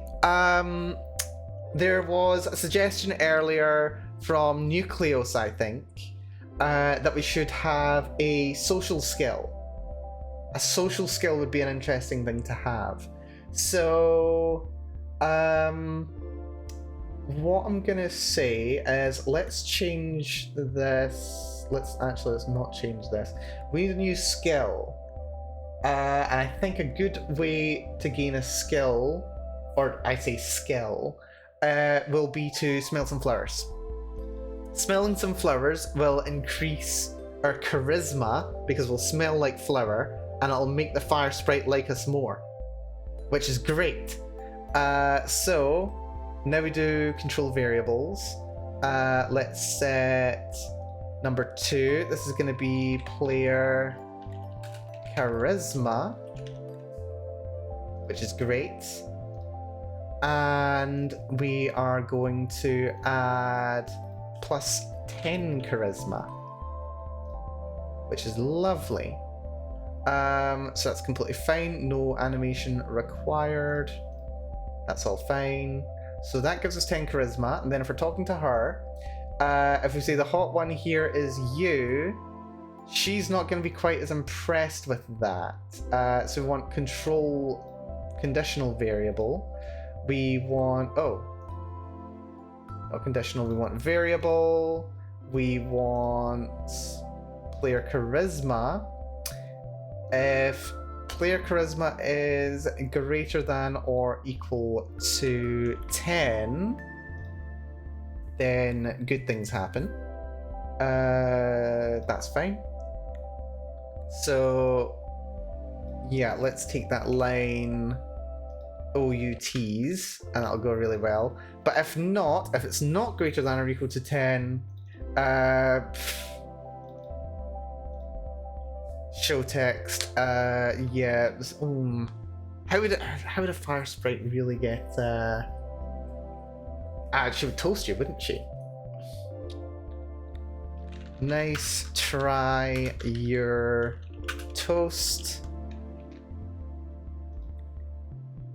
And then I wonder if we can actually start doing an encounter here. Because why not? Would that even work? Battle processing. Do we have a single encounter with one of these? Apparently not. Actually, do we even have a battler for these things? I don't think we do. Let's see inside the database. Let's go to enemies. Do we have... I don't know if we've got a fire sprite here. Some of these arts are kind of fun. Yeah, no, I can't see one. That's annoying. So... no enemies. Increase by 1. Let's see. Can we find... Oh yeah, we've got Elemental. Oh my god, she's adorable. Okay, all the elementals are adorable. Why am I even surprised? Right, there we go. Fire elemental. She's got stats. I don't think the stats are even that good. Excuse me. Apologies, that snuck up on me. Right, okay, so that gives us an enemy. She's been established here with her basic stats. We can adjust those later. We want to add troops as well. So let's add a troop. This troop will have a single fire sprite. That sounds good. Also, we should really change her name. Fire sprite. There we go. And then we get to do the totally same thing of flirting with a girl, her not appreciating it, and then us beating her up for it. Hey, hot stuff. The hot one here is you. Nice try. You're toast. And then we've got a fight with ghosts because I forgot to update the encounter, didn't I? I did forget to update the encounter. Oh, well done, Mel. Right, this is fine. This is fine. Battle processing, edit, troop. Goes to this one. Apply. We also need to change the troop. Fire sprite. ×1. Lovely. That should be us now. The incel way, I guess. Apparently so. That's apparently how one does it. It's clearly going to work next time as well. Hot one, here's you. Nice try, your toast. We've got so much more stats. So attack, attack, attack, attack. Apparently we're missing.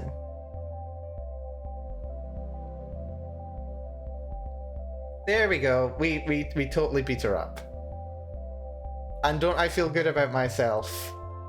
Right, okay, let's actually go and smell a flower now. I think I did smell the flower.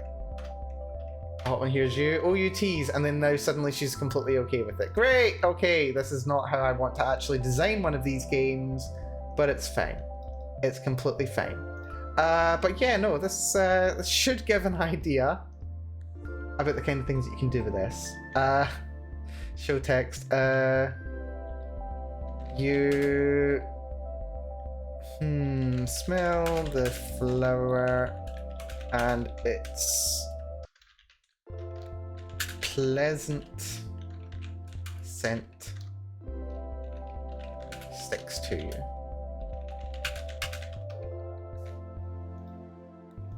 There we go. Now I actually have a notification when I get to do that. So, save changes. Are there any other features that people might like to see me put into the game for testing purposes? There we go. Lovely. What else might we want to see in the game engine? What else might we want to see or do? We've got a crafting system. We've shown the basics of moving between different areas, which is fun. Random battles in the grass. Random battles in the grass. We can do some random battles in the grass. Let me just paint some more grass. We'll have big grassy area here. That's a good one actually, Zephy, because that does actually introduce some interesting stuff. I just need to figure out and remember how to actually implement it here. We need zones, don't we? Is zones a thing? Weapon proficiencies. We can have a look at weapon proficiencies. I think weapon proficiencies already exist. I think you may have just missed that one. So different classes get access to different equipment. You can set that in the class sections. But if if you want to do like a solo main character run, like if you want to make a game that's like I did when I was younger, I always tried to make games in this that were like Fallout, is what I ended up playing around with, which was rather fun. But then of course, you know, there's all kinds of weapons, skills and stuff like that, so it was like a matter of you can equip all weapons. But yeah, no, there's ways to handle that. So if you want to just do it like hard and fast, you can just say classes are classes. That's fine, that's all you need to do. But you can also set it so that, I don't know, let's have a, I don't know, let's have a thief over here, and when we talk to her, I'll teach you how to use knives or something like that.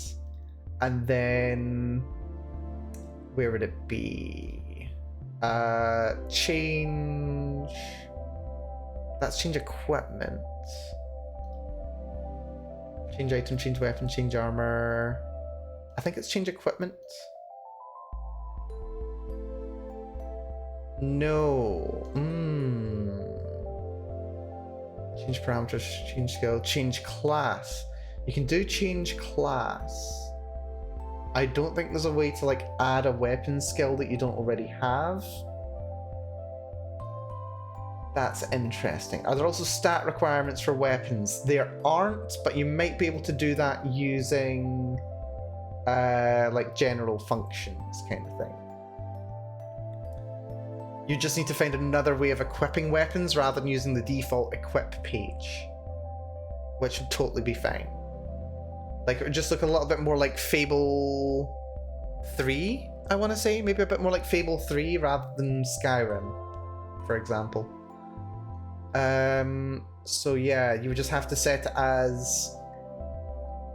There'd be another weapon skill in the back that's a parameter, and then every time you try to equip, it checks not just whether your class is able to equip an item, it also checks whether you've got the flag set that would also allow you to have an equipment.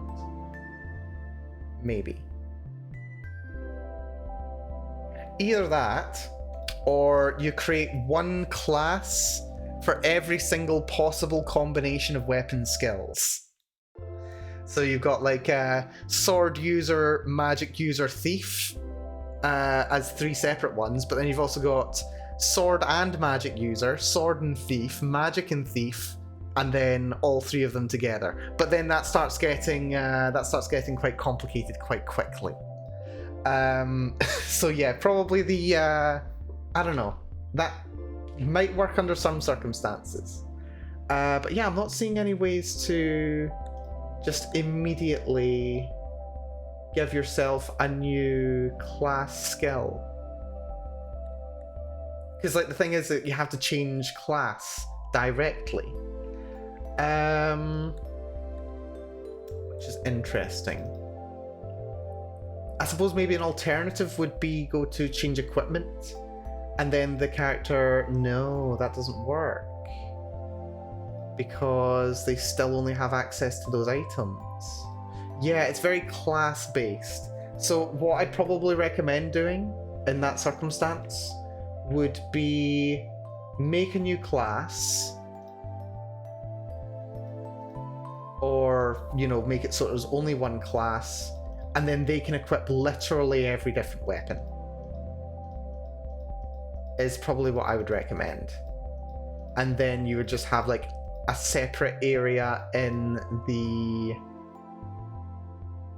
what's it called? Yeah, you'd have a separate section, the common events that would...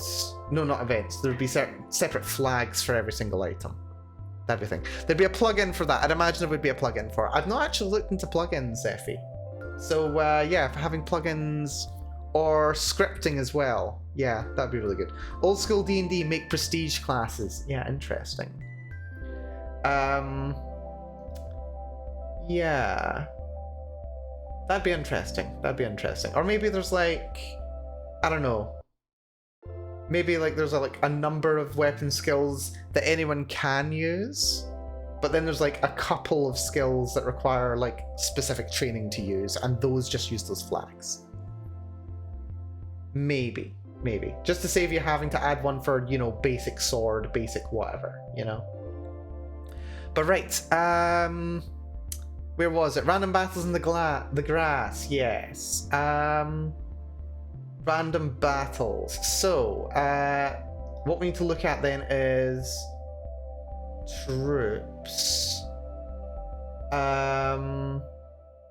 Or is it in...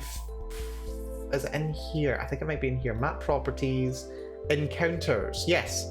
So, So it's encounters, but it feels like, yeah, you don't specifically have to do it in the grass, which is interesting. Ooh, that's interesting. Yeah, Zephy, I wonder if there's a better way to do it than this. I have experience using VX Ace, and in VX Ace they've got this thing called zones, and with zones you can just paint an area of the map, and then when you paint that area of the map, then there'll be a chance for an encounter to take place in that zone. But it doesn't seem like you can do that here per se. It seems like you're limited to only, like, to have encounters anywhere in this environment. They apparently don't know.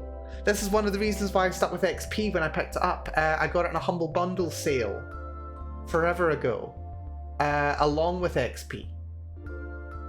And yeah, so yeah, they don't have specific zones for encounters, it seems. Which is interesting. Which is rather interesting. But yeah, in lieu of that... Oh, Maximum Sharpie, thank you for the follow. I do appreciate. Welcome to the stream. Hopefully you're having yourself a good time here. Hopefully so, hopefully so. Yeah, an alternative would be you would need to create an event for every location. You need to create an event for every square that an encounter could be had on. But on the bright side, Zephy, we could just use not the script editor. We could use common events. Let's get rid of this. We don't need any of this. So delete. Lovely. This is going to be grass encounter 1. And this will be auto run. Condition. Okay, so trigger parallel. Condition switch. Why would there be a switch?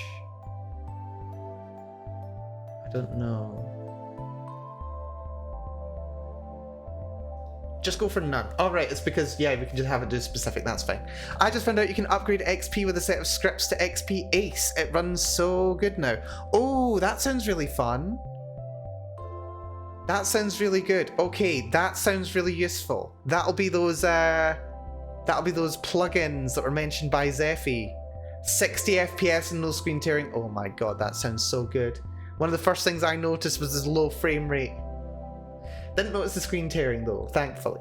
But yeah, that's fun. Okay, so yeah, that's really good. Actually, yeah, if you actually, Maximum Sharpie, look at this. Look at this. I'm doing the influencer thing. You've got to follow me elsewhere. If you go into my Discord, please send me a link to where I can find those files, and I will look forward to checking it out later. Are you okay with me peeing the link? You can either PM me or you can pop in the Discord. Either or, I would appreciate either. But yes, welcome. Hopefully you're having a good time. Right, what was I going to do? Not script. Grass encounters here. Right, grass encounter. We do... there's a way to do a random number, isn't there? There is a random number generator option. But I don't remember where I found it before. I think it's in the event itself. I think. Or is it? There is a spot for random numbers. Choices, text, button input, wait, comment, call random, goal, that's change stuff, change encounter, show animation,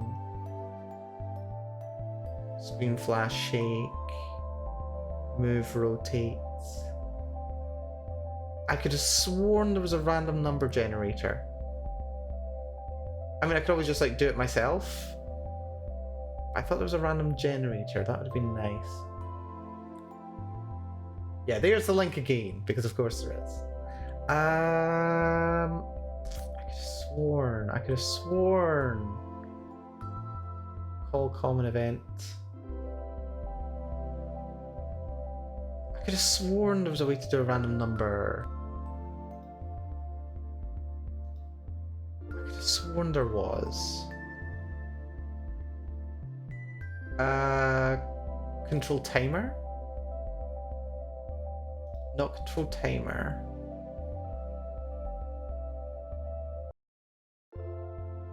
Control variable? No.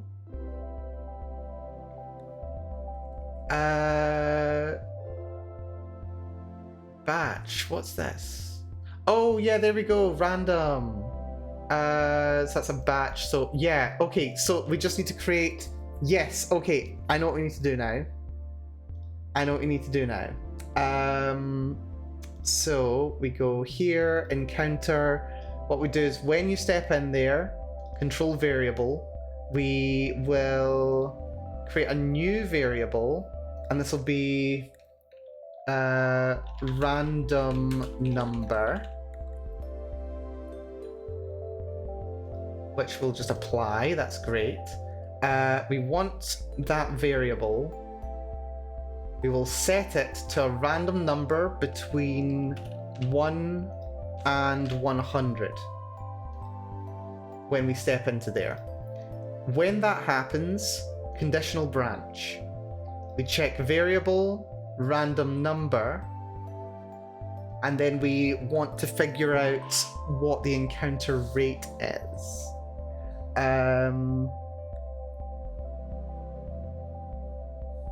Which is interesting. We can also set the encounter rate elsewhere. So we just create an event over here. We have it auto run. And what this will do, control variables, this will set another variable, which is going to be encounter 4. This is going to be local encounter rate. Apply. And that's going to be fun. Oh, wait, actually, hold on.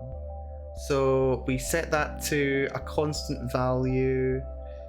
The encounter is going to be... Ooh.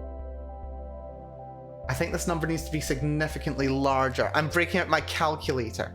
Also, thank you, Maximum Sharpie. Do appreciate. I'll have a look at that later on. And I think maybe we'll do a little bit more RPGMaker, maybe next week, or maybe Gorilla. We'll maybe see, because this has been really fun, actually. Aside from me bashing my head against a brick wall, this has been really fun. I do like this. It's fun. Right, okay, so on average, there is the default in this when you run a random encounter is like a 1 in 30 chance of a random encounter. So using my calculator, 1 over 30 is 1.03 repeating. So I probably want to generate a number between let's have 333, apply that. Then we go into common events, and instead of being a random number between 1 and 100, let's make it a bigger number. Let's make it a random number between 1 and 1,000,000, or 1 in 10,000. Let's make it 1 in 10,000. That seems reasonable. That's 2 decimal places, so we're talking 1/100th of the number. 2 decimal places is, I think, reasonable. It's like 1% of 1%, so that sounds good. So yeah, it gives us a random number between 1 and 1,000, apply. And that means the encounter rate is 333 there. So let's go back to here. I will also add a comment, because comments are useful. Let's see. So 333 is then equal to a 3.33% encounter rate. Lovely. So that's just a little reminder for myself. Comment is good for that. You want to use comments. They're very, very useful. Back in here, comments.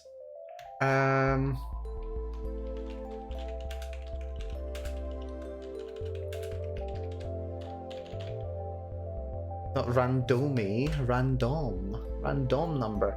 There we go. And then we'll do a conditional branch. So, if variable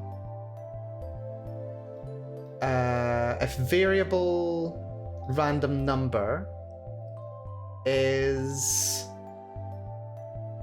less than or equal to variable local encounter rate. Lovely. We also don't need any alternative conditionals. So edit, set error handling, set handling off, that's fine. So if this happens, then we want to do battle processing.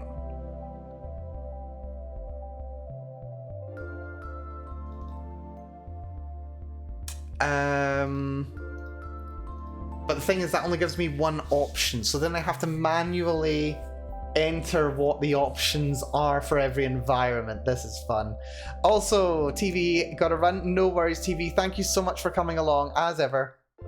And thank you so much for the subscription as well. Thank you so much, TV. You have a good one. Enjoy the rest of your day. Take it easy. Be good to yourself. And yeah, no doubt we'll see you very soon. Take it easy, TV. So yeah, then we need to do another one. We need to do another RNG, but that's completely fine. So we would need to manually set what all the possible encounters are. So then we insert another conditional branch.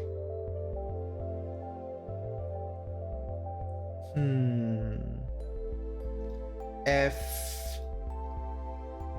Oh, we need to run the random number again, don't we? Yeah. Yeah, we need to manually set what the RNG is at every opportunity. Oh dear. Insert control variables. Oh, there's an interesting point. Let's just apply that just now. We need to do an RNG variable. So number 2 is literally just going to be control variables, random number,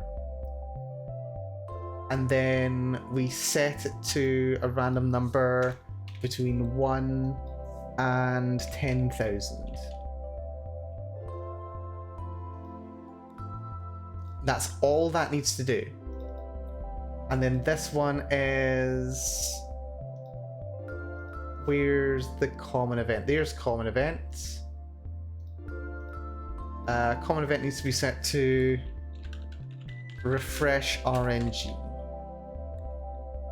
Apply. Lovely. Lovely, lovely, lovely. So then we go in here, refresh RNG. We go here, also refresh RNG. So it refreshes RNG, then cut that, then we refresh RNG there as well. Then we check to see if RNG is below a certain amount. So this one we want it to be fine. So let's say there are 4 different enemies that we want to have here. So we want to have 4 combat encounters, 4 potential encounters. So we're going to have ghosts and basilisks. So, okay, for ghost, I'm gonna copy this, paste, paste, paste, paste. Then we want to change what these are. This is a lot more hassle than it really should be. This is why VX Ace was so much more preferable to this. We go to Basilisk, and we go to Basilisk as well. And I think we can get rid of this one. So we need to go for this one, change this random number generator so that if the variable is less than or equal to, oh, we need to set handling, I forgot about that. Less than or equal to 2500, because there's 4 entries, the max, the number generated is between 1 and 10,000. So we want to divide those chances equally. So this one has a 25% chance, or 2,500 in 10,000. This is way more complicated than it needs to be, but you know what? It's fine. It's fine. This is more complicated than it needs to be, but it's fine. Then otherwise, this goes in here. And unfortunately, we've got to do like a whole nesting of these conditional branches, which I just detest as a programmer. I hate it. I hate it so much. Like, these if-else statements are so inefficient. So anyway, it's fine. We can make it work. We could do this more efficiently if I were scripting, but I'm not familiar enough with Ruby to do it off the cuff. It's been a long time since I even considered looking at Ruby. So if it's greater than or equal to... if it's greater than or equal to... No, if it's less than or equal to 5,000, then that's fine. If this is less than or equal to 75,000, then that's fine. And then if this one is less than or equal to 10,000, that's all good. And this one doesn't need an else because it's the last one. And then that should be completely fine. Otherwise, no encounter. So, what is this doing? We're generating a random number between 1 and 10,000. That's it. Then, what we do is... oh wait, we've got to delete this line, because that doesn't matter. Yeah, so we refresh RNG, which gives us a number between 1 and 10,000. We use that number, we compare that number to the local encounter rate, which we've set just here. Well, we've set elsewhere. We set the local encounter rate as soon as they step into this environment. And as soon as that happens... oh wait, that's conditional branch. Yeah, so... if the random number rolls a number less than the local encounter rate, then an encounter happens.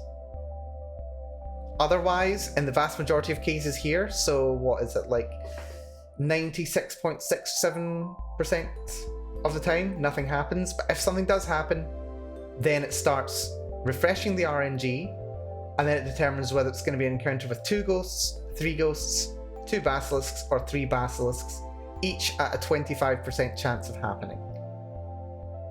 Otherwise, it ends. So we'll apply, we'll go, and now I have the dubious honor of creating a new event here.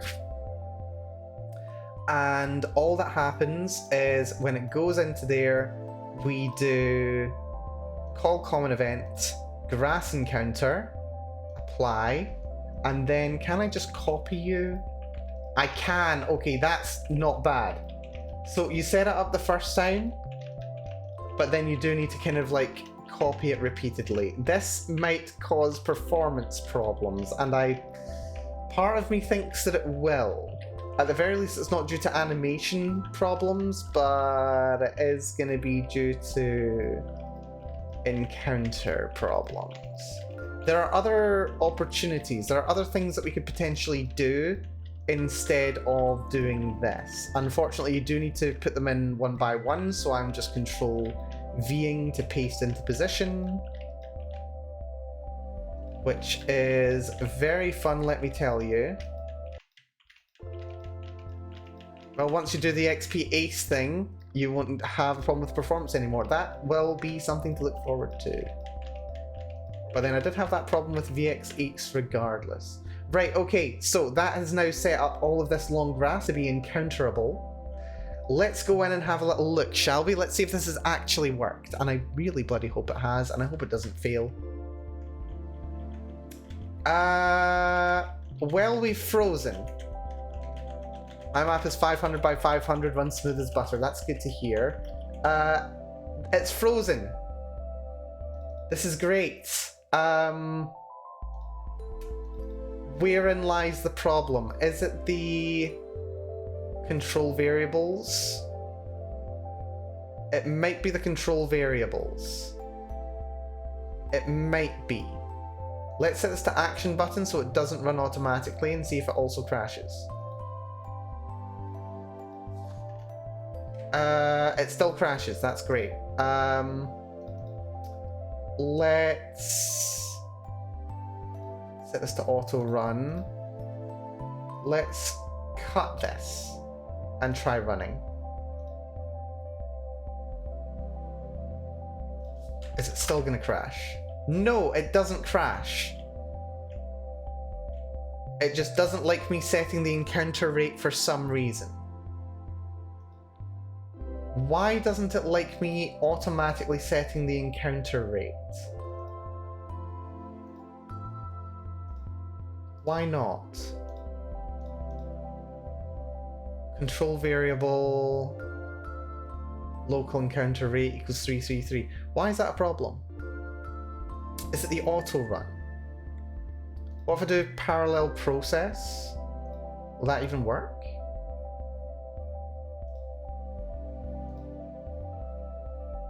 Let's have a look. Okay, it seems to have worked. Auto run will do that, that sounds fun. Right, let's see if we can actually get an encounter. That feels like I'm not getting an encounter. We'll maybe get the thief to tell us what the local encounter rate is. We'll see if she can do that. Let's see, so...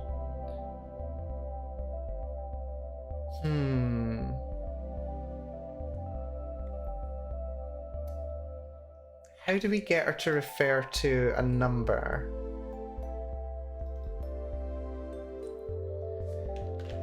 The local encounter rate is something. How do we get her to say exactly what the encounter rate is?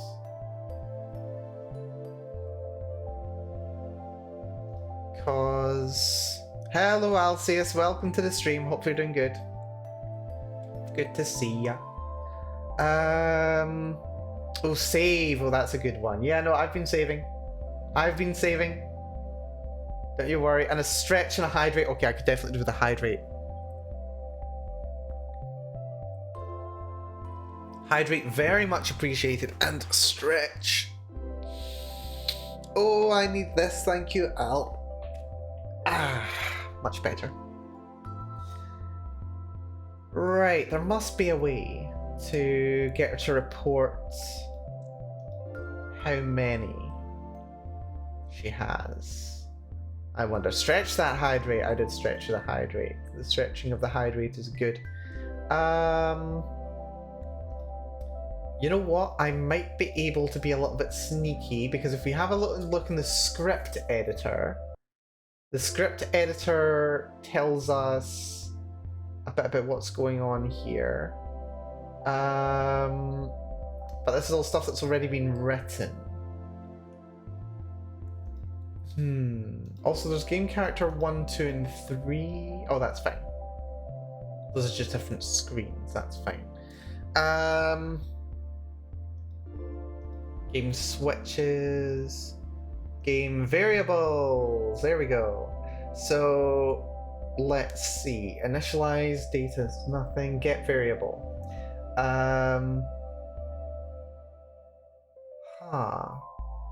Looks like the variable can go. Is it me, or does it seem like the variable can only go to 5,000 or below?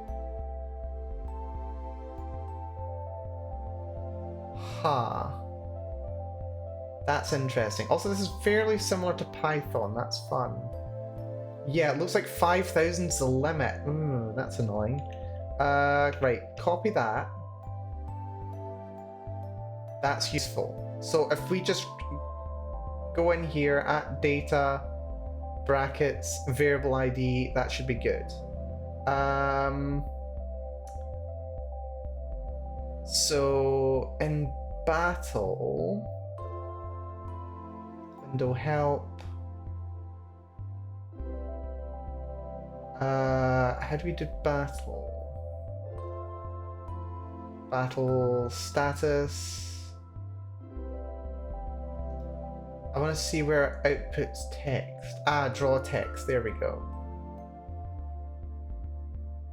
Draw item name, name for. Interpreter. Not sure. Anyway, we can probably go to her. The local encounter rate is at data variable ID.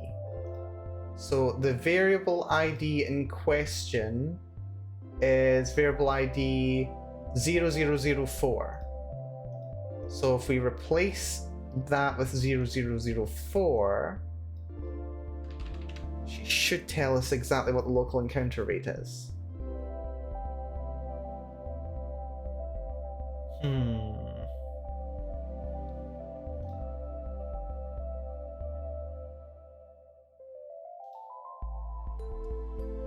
We'll give that a try.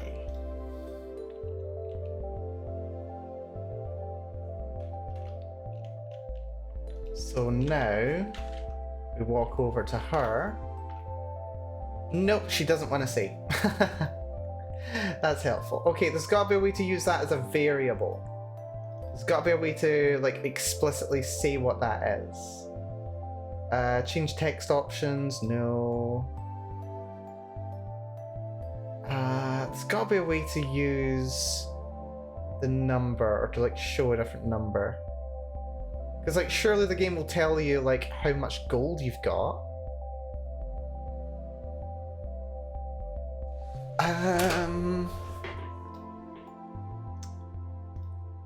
Actually, that's a good one.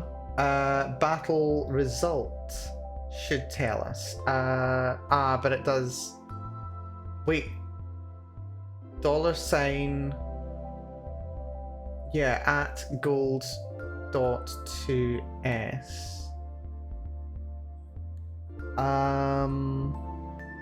Maybe this dollar. No, because that $, that looks up the data system for the specific word for gold.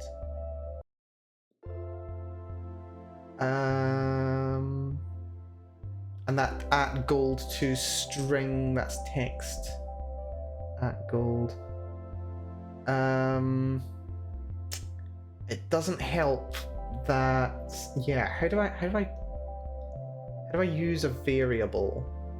Help contents. Scripting. Yeah, I'll need to look forward to this at some point. Database events. Showing text. /G opens money reserves window. /V will be replaced by the value in variable number n. Okay, so \v and then that variable number. Right, okay, I can do that. \v. Okay, so that's good. We go back in here. Edit this. So \v 0004. Right. I didn't save that. Well done, Mel. Oh, no, saved automatically. Also, does it need to be round brackets, square brackets? Square brackets is fine, that's good. Right, okay, this should work now. And if not, we'll have to find another way to do it. Local encounter rate is 333. Okay, that's good. Let's see if we can actually get a bloody encounter, shall we? Also, hello Adaver, welcome to the stream. Good to see you, hopefully you're doing well. This encounter rate seems awfully... Oh! The local encounter rate has been set, but the random number generator is still borked. That's why it's not working. Okay, this is fine. We just go back here, refresh RNG. We just need to change this number from 10,000 to 1,000, and then it'll still randomly generate. I think. Yes, I think that should work. So we apply that, go back to grass encounter. We do need to adjust these numbers. So edit, make that 250. Edit, make that to 500. Edit, 750. If I want to be very precise, I could like multiply these all by 5 as well, but I really can't be bothered. 1 to 1,000 is more than good enough for the purposes of this game. I don't think people care that much about that much. Go back here and we will change the encounter rate down to 33 and edit as well. 33 is a 3.33 encounter rate. There we go. Apply. Okay. Right, this should work now. And I've got a sneaky suspicion if I set this to auto run, it should still work fine. Maybe. Nope, froze immediately. You were correct there, maximum Sharpie. I believe it's Sharpie, wasn't it? Yeah, it was maximum Sharpie. Yes. Right, stay on parallel process. That's good. Right, we should hopefully be able to do a random encounter now.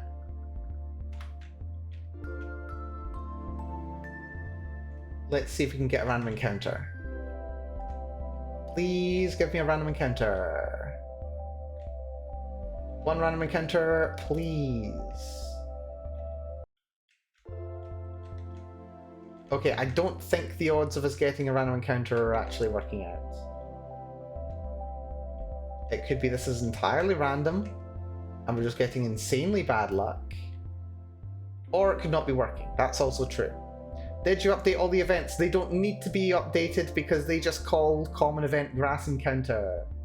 Oh wait, oh shit. But they do need to be on player touch. They do need to be on player touch. So that's why they don't work, Zephy. That's why they don't work. You're not incorrect. You're not incorrect. Right, fine. I'll just have to Control V all these bastards again. Oh dear. You know what though? Getting one of these figured out is really good. Like, this is a good learning experience.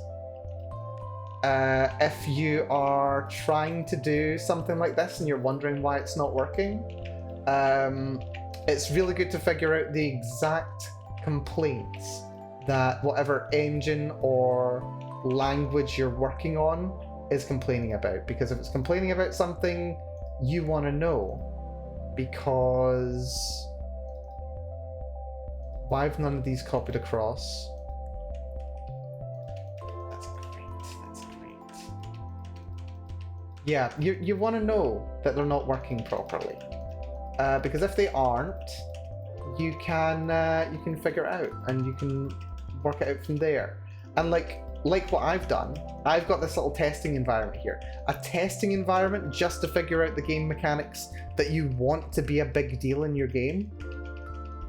You can just immediately come back here anytime you want.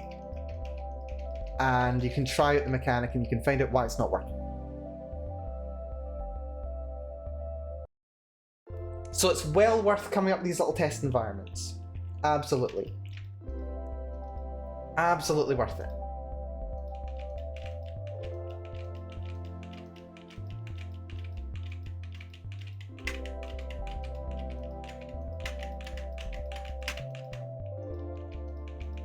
Okay, that's convenient. I just realized I can click and hold select for the copy paste. And it doesn't complain about me clicking with shift. That's very nice. I'm very used to playing strategy games where they do complain about using clicking while holding shift or control or whatever. There we go. Right, this should work this time. This should work this time. Little testing room, do not let me down. So we step into the grass, we walk around a little. Hey! It works! We got a random encounter. Oh, it's a bloody miracle. That was a nightmare. It works, and it doesn't completely crash the game either. Right, just kill the ghosts, please. Kill those ghosts, please. Our accuracy is terrible, apparently. This is great. There we go, we got one down. And now we've got them completely outnumbered. We can absolutely wail on them. Yay! And for our trouble, we get 4 XP. Fantastic. Yay! Okay, this is good. I'm very happy about that. That was well worth doing, I think. I think that was well worth doing. We have learned a hell of a lot. Something like this, by the way, just like having like a little event up in the top corner, and it can just handle all of the initialization that you need to do for your environment. It's really good. You just hide it way in the corner. It can control variables that need to be set. It can control all kinds of stuff. And then you can just, if the encounter rate's going to be different in another area, you can just go copy and go into the next environment, paste it down, change what the variable is over here. Super easy, barely an inconvenience. As soon as you've got it up and running. Before that point can be a little bit of a nightmare, but yeah, barely an inconvenience. It does mean that there's a large number of events hanging around the map, which can be a bit problematic. Depending on how you interact with those those events as well. Like if you've got a moving... Okay, I didn't mean to run into there and have an encounter. But you know what? This is what happens when there's a completely random chance of a random encounter. Like when it's just a flat 3%. We're talking like Gen 1 Pokemon random encounter mechanics here. Like at the very least modern Pokemon, it says, okay, you've just had an encounter, you don't need to have an encounter for a few seconds now. And then that's really nice. But yeah, notice the fire sprite doesn't seem to be able to come into the grass because we can't have events overlapping each other.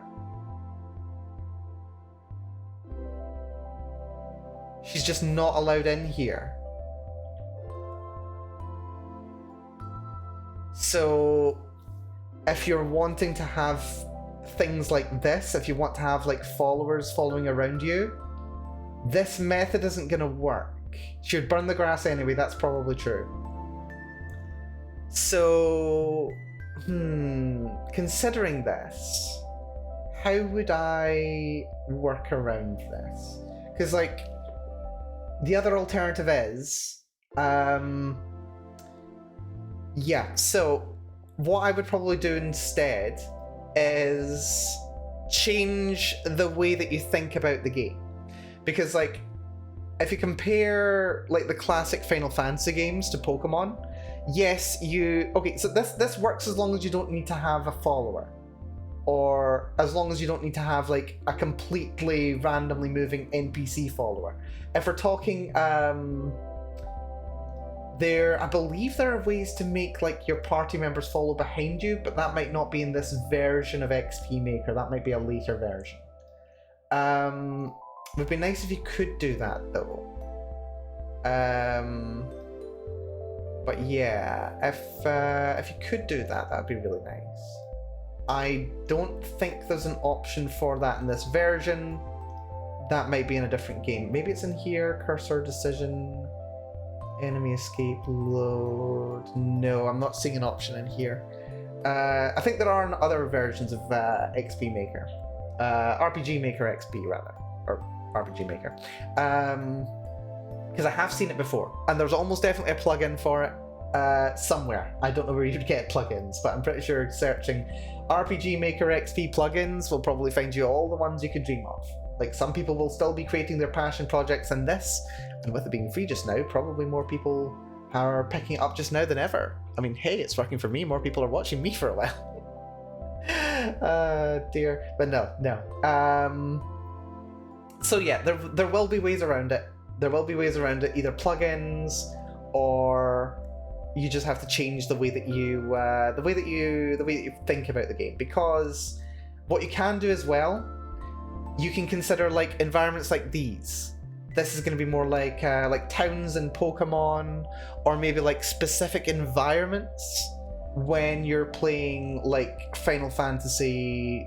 What would it be, like Final Fantasy? Maybe Final Fantasy 6, probably a bit more likely like Final Fantasy 1 through 5. This would be more like a town environment, so there would be no encounters here. But then, if we were to make a new map, if we said that we wanted to have a mountainous environment, for example, we'd have to do a lot of work to make it pretty. But if this was like a really big area, so we'll go mountains. If we wanted this to be like a really big area, let's make it like, I don't know, 80 by 40, just for the sake of it. Then you can just do your encounters in here manually. So you can just say, yeah, there are ghosts, then there are Ghost 3, then there are Basilisk 3, and there's Basilisk 2 as well. And you want the average step counter to be 40. So you could do that. And then instead of having to manually place everyone, and this would still allow you to have people following behind you, it's a degree of abstraction that you need for the game to make sense at this point. So rather than being like, okay, you can see exactly what the environment around you is, this would be a lot more abstract. Maybe not with this art style though. But I mean, it still could work. You just go, right, okay, did not mean to do that, love doing that. You could just say, okay, the environment's just a lot more abstract. Now there is like this going on, and maybe we've got like a very, very basic maze here as well.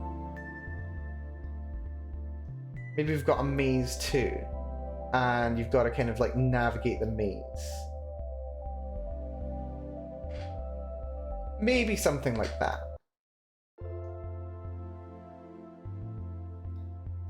So then we go down.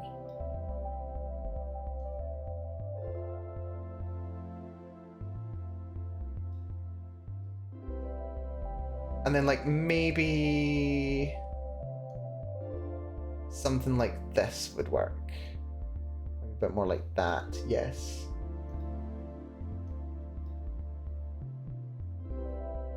And then, you know, it kind of like abstracts the environment. You don't have it one-to-one. There's not absolutely enemies around. If you were... Why can I not... Oh, I need to go to events. Right, this is fine. So yeah, if I now went to events, hit player starting position, then I start over here. New event there, that's good. Oh no, not new event. Go to player starting position here.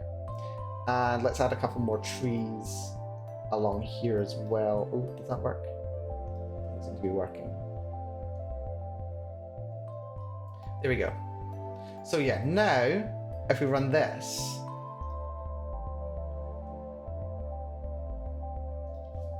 now it's a little bit more abstracted. So instead of walking through, actually I think we can walk, yeah, we can walk through these spaces. Well done, Melanie. If we pretend that we can't, this area becomes a lot more abstract. So we can still run into random encounters, but we're not thinking about the exact layout of the town. We're not thinking about necessarily the position of every rock or stone or whatever. It's a lot more like early Final Fantasies, rather than, you know, like very detailed JRPG style. Although you certainly can add the detail. Just because I'm not putting a ridiculous amount of detail here doesn't mean that you can't. It just means it's a bit extra work to be able to do so. But yeah, so you would have these environments that you can have random encounters in, where it's not so specific that you're like, oh yeah, no, I'm absolutely going to be running into an enemy in this patch of grass, or an enemy's going to come directly at me, kind of thing. So it'd be a bit more abstract like that. What you can also do is let's have a little look at another option for random encounters, or rather, not random encounters. Let's do non-random encounters. So what we can do, we can just set something over here. We'll pick a graphic. Let's find an undead. We'll pick this ghost. That sounds good. So it's here. And...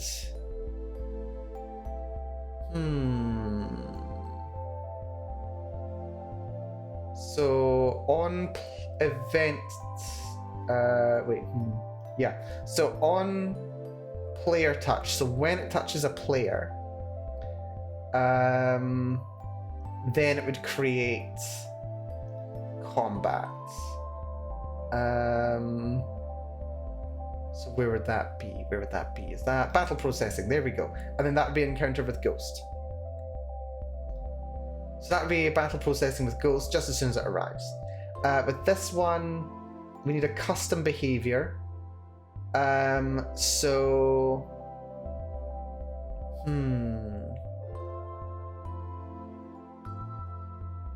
Let's see. There's conditions we can use here. So let's see.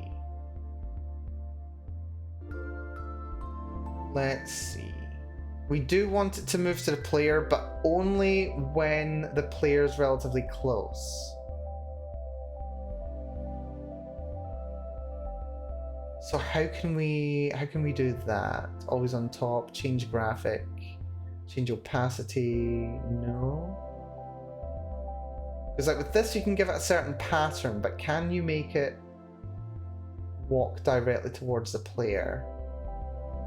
Oh, wait, I know what we can do. So we've got the ghost here, right? What we would need to do is we would need to create an event when we're within a certain range of the ghost, or the ghost's like natural wandering location or pattern or whatever, and then when the player enters that range, then its behavior changes, is what I'm thinking. So let's have the little ghost here. Let's just change the graphic. Undead. We've got the ghost, lovely. We go to movement, custom, movement route. Let's have... It's just a random move. Also, there's jump. Oh yeah, it can just teleport to a location. That's fun. That'd be interesting. Switch on. Ah, so when it moves at a certain rate, then it does something. That's fun. Through on. So yeah, that lets it just walk through things like a ghost. fun.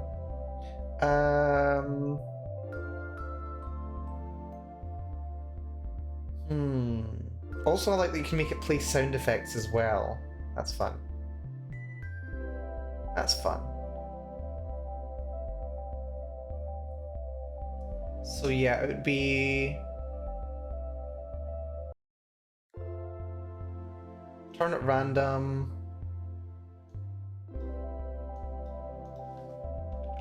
Cut. Paste. And then one step forward.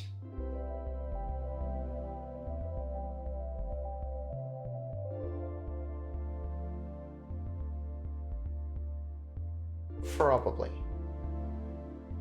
Or rather, we could just have it move randomly, but then have an event somewhere in front of it where on player touch, then can we change behavior?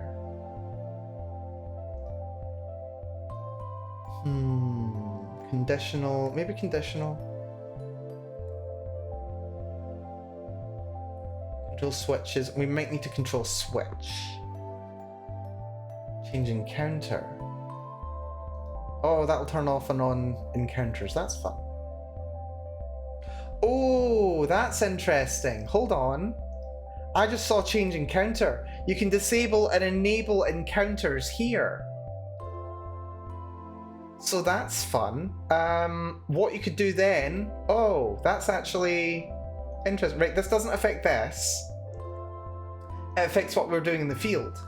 So now, instead of needing to have an encounter visible for every single one, now all you need is to have the outskirts of one of these areas have enable encounter, and so they can only have an encounter when they're within one of those areas, and then it disables encounter when they step out here.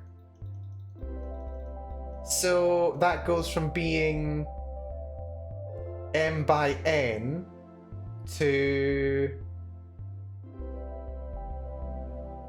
n 2m plus 2n minus 4 plus 2n plus 2m. Yeah, that saves a lot of space. I mean, depending on how many, depending on how big the area is, it'll save a lot of space. The bigger the area, the more space it saves. That's interesting. That's really interesting. So, yeah, if it was like a 3x3 patch of grass, then you'd probably want to make every single one, assuming that there was nothing surrounding it stopping it. You'd probably want to make every single one of these events that does the random roll.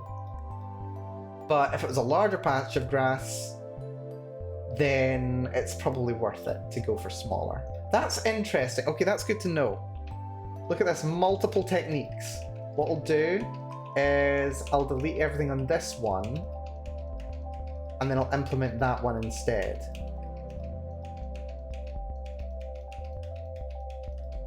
So this one, we want to delete this, and we want to go in here, we want to change encounter to enable. And that's all. Apply, copy, paste, paste, paste, paste, paste, paste, paste, paste, paste, paste, paste, paste, paste, paste, paste, paste, paste, paste, paste. So that's good.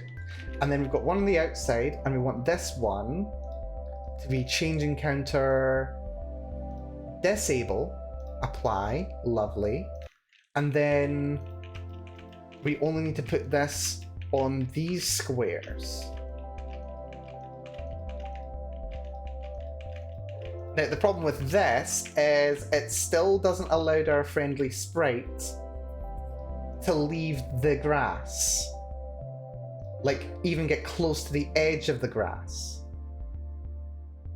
But what it would allow us to do as well is we can actually have an enemy that is trapped inside of the grass and that will just kind of wander in there. So it's a little bit like those, you know, those like rustling grass encounters and I think like 5th gen Pokemon? It'd be a bit like those. So that could be really fun. Let's go for one of these. Yes. So I want you to be on approach, but you can move really slow. Doesn't matter too much. Go to fast, actually. That sounds good. And then on player touch, we do an encounter, which is over here, battle processing. We want that with 2 basilisks. Apply. Lovely. So, oh, cancel. Let's have us start over here, and let's have a little look at this. So yeah, now there's a lizard. He's going to try and come towards us, broadly speaking, but he can't actually go more than 1 block away from the edge of the grass, which is fun. So we can cut through here, and we can dodge him. But if we encounter him, we've actually got to fight him. I actually think that's pretty cool. I quite like that. That's quite cool. I do think we ended up using more. I think we ended up using more tiles in this method than we would have if we'd done the other method.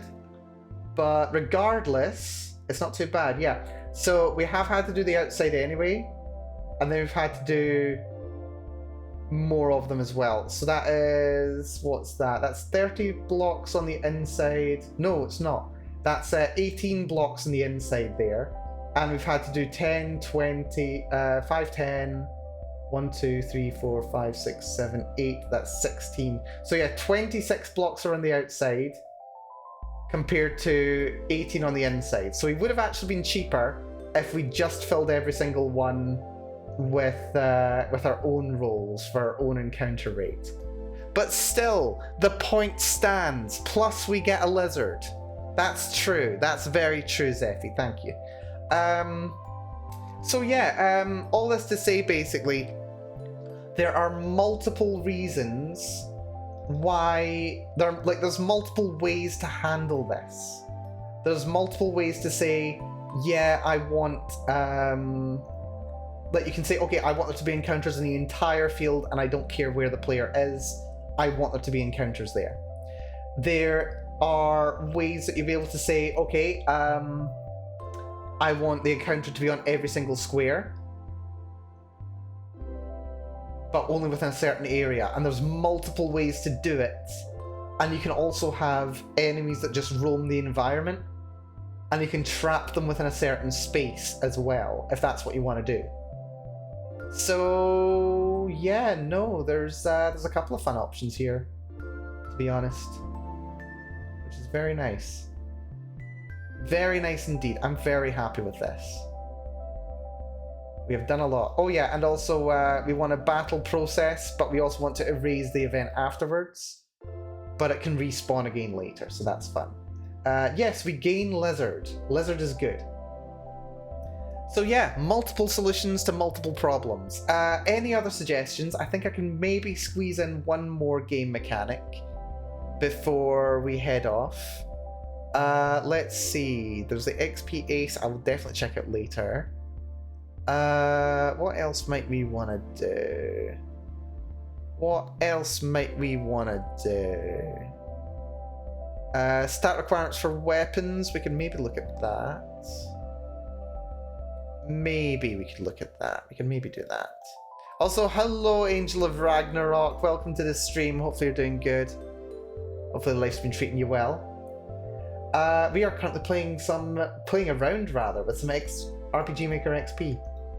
Because it's free just now. And that's just a fun thing to do. So yeah, if I make the player start here. Let's have a little look at this little guy. We can trap him in a certain area using events.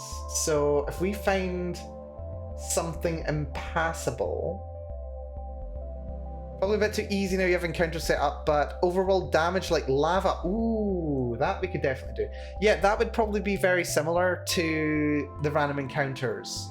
I'll demo that in just a second, I think. That's a good trick. We want to create a bit of space where we're not able to pass. So apply those. Let's have a little... That's not what I was after. I want to do this. There we go. So we can have you in here. So you're not allowed to get out of there. Or rather, you will be allowed to get out of there. But not on my watch. So what we're going to do, we're going to say... We go here. We just create an event. It doesn't even need to have anything on it. Just by existing, it traps the ghost in here. Then we do player touch. We do... Where's it gone? Battle processing for 2 ghosts. And then... Where's the remove? Where's the remove option? There we go. There's event. Erase. Lovely. So that traps him in there. Let's put his speed to faster and higher as well. And let's test this out. This is going to be fun. I'm excited to see what you do with this. I picked up Maker MV because ideas. Exactly. My plans for RPGMaker XP, I'm not planning on making this like another big project.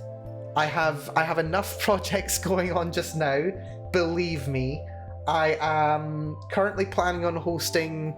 Wait, how many games am I planning on hosting just now? I'm planning on hosting multiple video game servers, multiple community servers on my new server PC. I want to host World of Warcraft, a testing server for that. I want to host maybe Minecraft. I want to host maybe Pal World. And I can probably... Oh, I also want to work on my gacha game as well. I tweeted about this earlier. I want to get my gacha game working, and I want to be able to host that too. So we're talking like 4 games that I'm wanting to work on /host /play with the community. I don't have this... And I'm also starting a new job next week. Let's not forget. Let's not forget that. Sorry, I got a cough. So, yeah, no. Yeah, it's going to be... I'm going to be a bit busy, so... This is not going to be another project. This is just going to be something fun that I do to play around with game mechanics, is what this is going to be. So yeah, we move over here. We see the ghosts. Are they even coming towards me? They just seem to be moving randomly. Hello? Wait, can you pathfind towards me now? Oh wait, I think he's just moving randomly. Okay, that's annoying. Right, edit event. Yes, we need to do approach. Apply. Run. Lovely. What operating system am I using for my server? We are using Windows. We're using Windows 10. This is because it is required for the software that I'm planning on running. I don't have a choice in that regard. Right, he's going to try and approach me, which means I'm not actually... I can stand here, which is nice. He has to actually move into my space. But I can go around here, so you can avoid him. Except we still run into random encounters as well, so that's really fun. That's really fun. Okay, let's try and escape. We can't escape. This is great. Please take care of yourself, Angel of Ragnarok. I will be fine. Seriously, don't worry about it. I'm looking forward to the new job. I'm very much looking forward to the new job, actually. I've been working on the server since last Tuesday, more or less. In little bits. I've been getting servers set up. while offline, and this week I have been working. Honestly, it's a lot less work than it seems to be, but it's like very annoying that it doesn't work the way that you expect it to work. So yeah, I've been setting it up so that it'll work with what are they called as well? Yeah, with a direct name rather than, you know, using my actual IP. So that'll be fun. But right, yeah, I've demonstrated that you can't just have it walk around a specific location. There are probably better ways to make sure that it can't actually move out of an area than what I've done. But it gets you the idea across that it is possible to do. Which is nice, which I like, which is fun. So yeah, that definitely works. If we're talking environmental damage, as was suggested by Zephy, let me just turn off the encounter rate.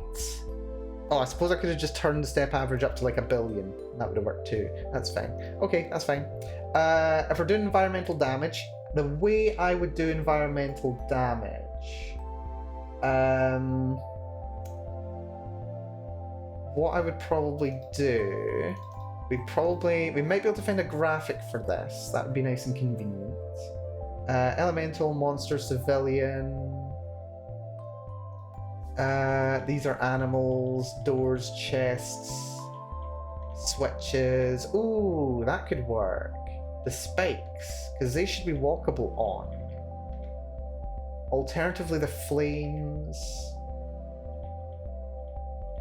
Potentially dead people. Or I suppose I could use the magic symbols on the floor. You know what? We'll go for magic symbols on the floor. Why not? Magic symbols on the floor sounds fun.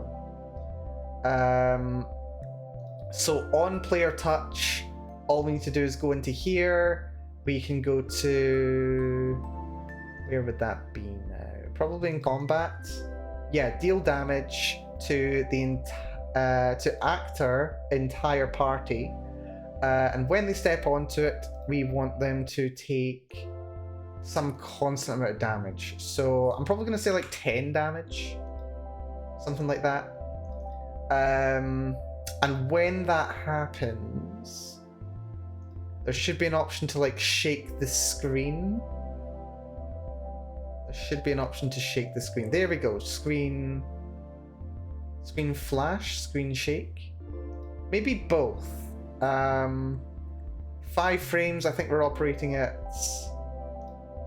some number of frames per second. We'll go for a shake, then we'll try it out. And then let's copy this. So again, it would be nice if we could use zones for this. But let's just accept the fact that we can't, and we just place a lot of events. That sounds good. So... right, save changes. Let's see what this looks like, because these are a little bit bigger. Yeah, those are overlapping now, and... oh, they're impassable. Those should be passable. Why can't I pass those? Move animation, no. Stop animation's fine. No movement. Through needs to be enabled. Right, let's delete these.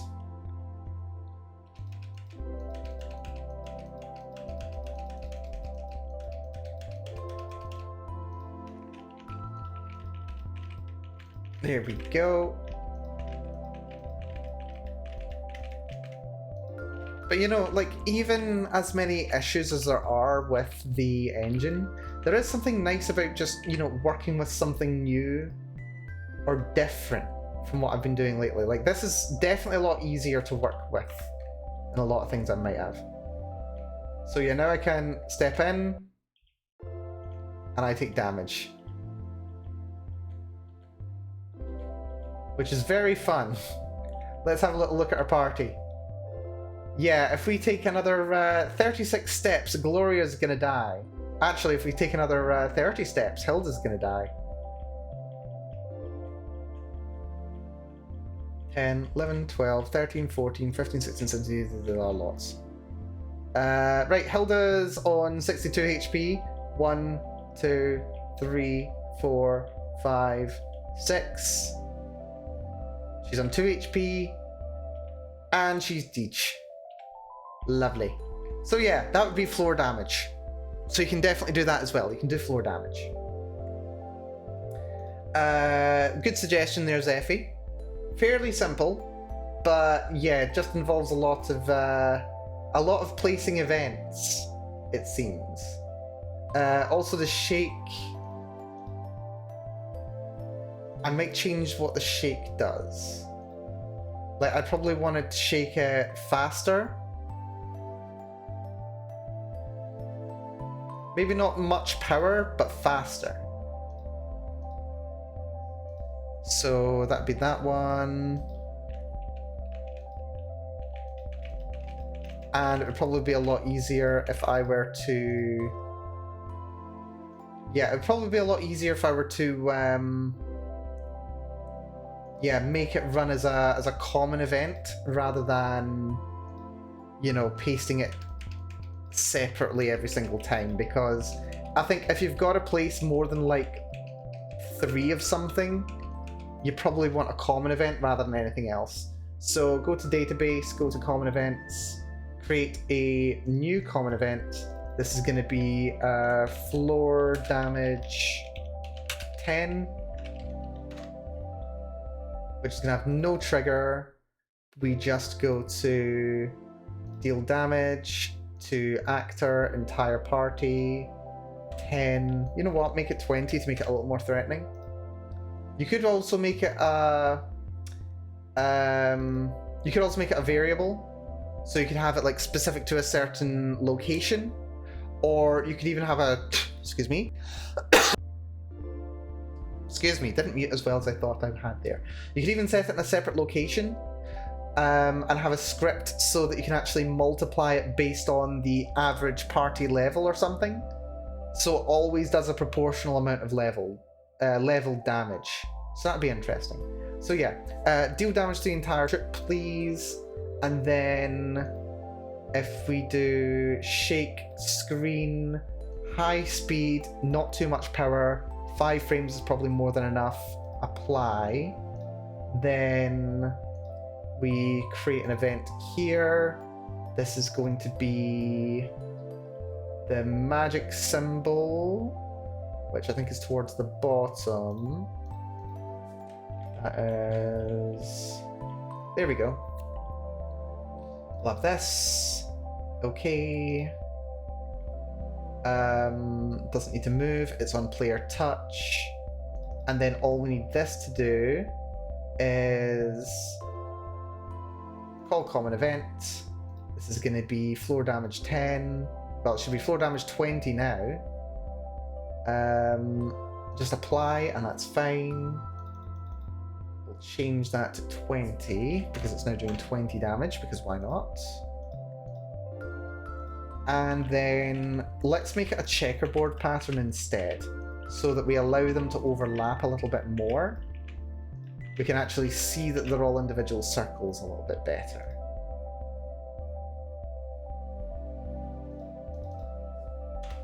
So yeah, there they are. They're a bit further apart now. There's no way to avoid them. You still have to walk into them. Except I didn't make them passable. Well done, Melanie. You clever, clever person. So you can hit through so that they can actually be passed through. Apply, copy, paste, paste, paste, paste, paste, paste, paste, paste, paste, paste, paste, paste. Lovely. There we go.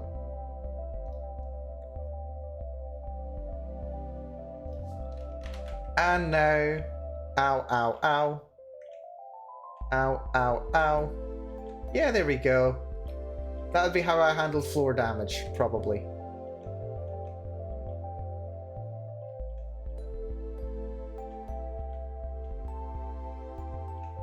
Nice, very nice.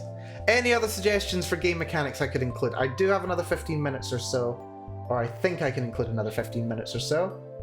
I was wanting to do one which would involve moving between different maps at a randomly determined rate, but I think it might involve a little bit too much scripting for this. Let's have a little look at what we might be able to do with that. So, bunch of switches, bunch of timers. We've got the random number generator, which we can use.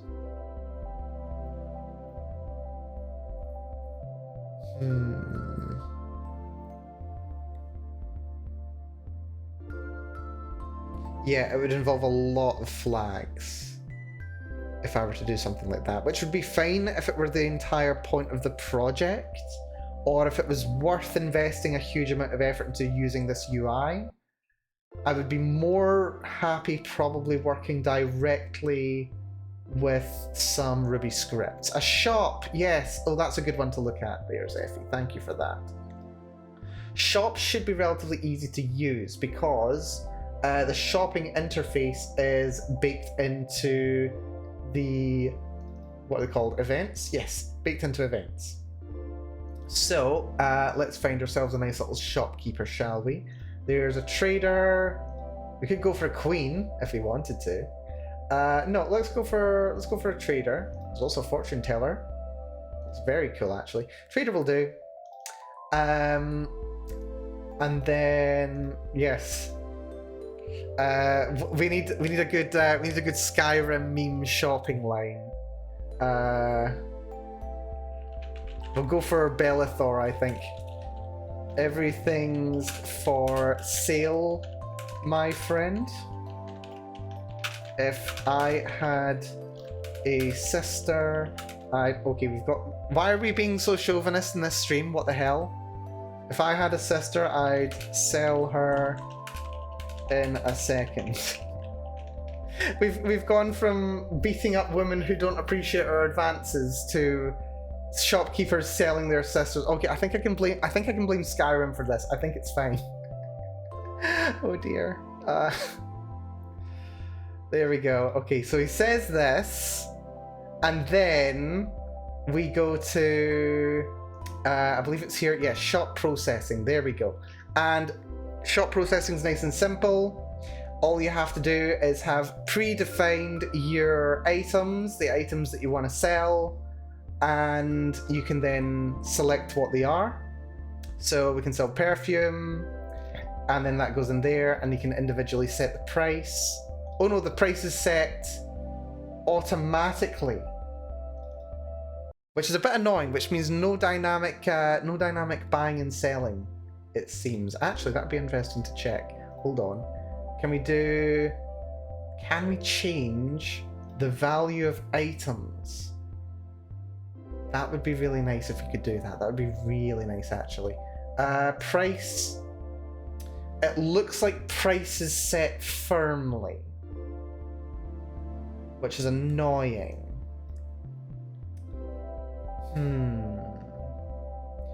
Could we use a variable? That's plugin script stuff, yeah. Could we use a variable though? If we do like /v and we go like number 5, would that work? Enter an integer. Boo! Boo, I say. That's crap. Okay. Well, to be fair, if we're talking about like a fantasy setting, they're set usually somewhere between like medieval, Renaissance, and like early industrial era, somewhere in that kind of range. And for a significant amount of that period of history, trades were completely dominated by guilds for the most part, and guilds would be able to control what things were sold for, and if you tried selling things like less than what was permitted by the guild, or probably higher than what was permitted by the guild, you would get in trouble. You'd get in trouble. They'd come around and break your kneecaps. So, you know, having set prices for things is probably kind of reasonable. Before anyone talks about a barter economy, no functioning barter economy has ever been noted to have existed in history. Don't at me. So yeah, no, if that was to be a thing, then script stuff. Like, not that bartering doesn't happen, but it's never been like the foundation of an economy or a society. Usually it's like small group. Okay, why am I getting into this? Why am I getting into this right now? Small group of people, for the most part, they don't care. For the most part, they don't care about doing things. They do things as favors. As long as it's a small enough group of people, they can keep track of favors, who owes what, fairly easily. When it gets to the size of a city, you need numbers, and you need a medium of exchange, which makes it easier. Black market profiteering, let's go. I mean, that could also be a thing, to be fair. Would be funny to have a trader selling counterfeit potions for a cheaper price. Well, what you could do alternatively, you've got like one guy over here who's like this guy over here. He sells perfume, but you could always have, where do we have like there we go.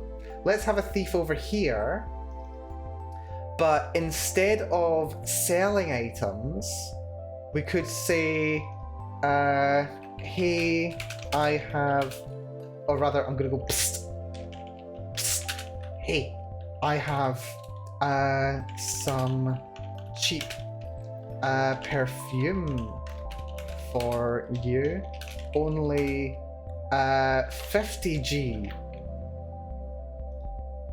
and then we do conditional branch, and this is going to be oh, not conditional branch, sorry, this is going to be a, where's the choice? Show choices.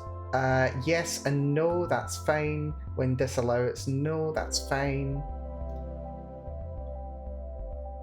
So when yes, then we do, is there a check for gold? It would be nice if there was a check for gold. I'd be surprised if there wasn't a check for gold. That would just be conditional. Ah yes, there is one baked into this. Conditional if gold is 50 or more. That sounds good. Show text. Pleasure doing business with you. And remember, we never had this meeting. Here we go. And then we do change gold, decrease by 50. And then change items. We do perfume, increase by 1. Lovely. We also need a self check as well. Or do we? Because it could always just be like a constant salesman. That'd be fun. Actually, you know what? Actually, let's do conditional branch here as well. It's going to be a self switch. When it's off, he'll say, I have some cheap perfume for you. We're just putting a little bit of a flair into it now, but that's fun. Only 50 gold. Otherwise, saying, back for more perfume. Eh? I have some for you. Only, rather, 50 gold, same as before. There we go. And then it shows the choices. Otherwise, you can't pay. Then clear off. Not the clear off, then clear off. When no.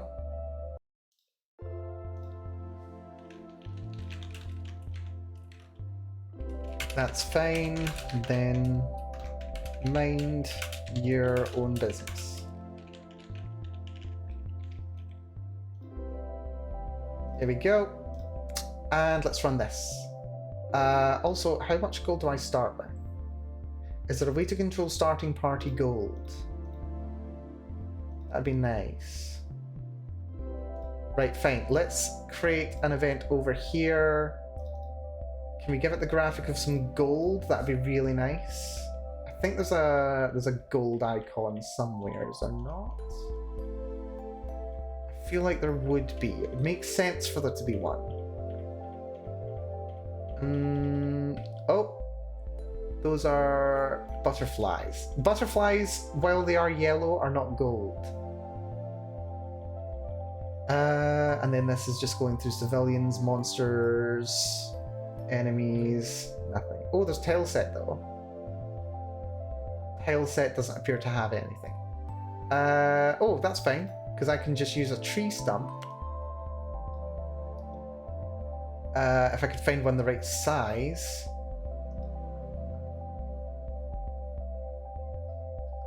That's annoying. You know what, that's fine. We'll use this little icon here, that's fine. There we go. So action button, no move animation required. List of events. Let's see. Conditional branch. If self switch is off, because it needs to be off first apparently. Then, oh, I'll need to check the other one to make sure of that. I have a D&D character who literally does that. That sounds fun, actually. That does sound fun. Change gold, increase by... let's go for 250. Why not? And, right.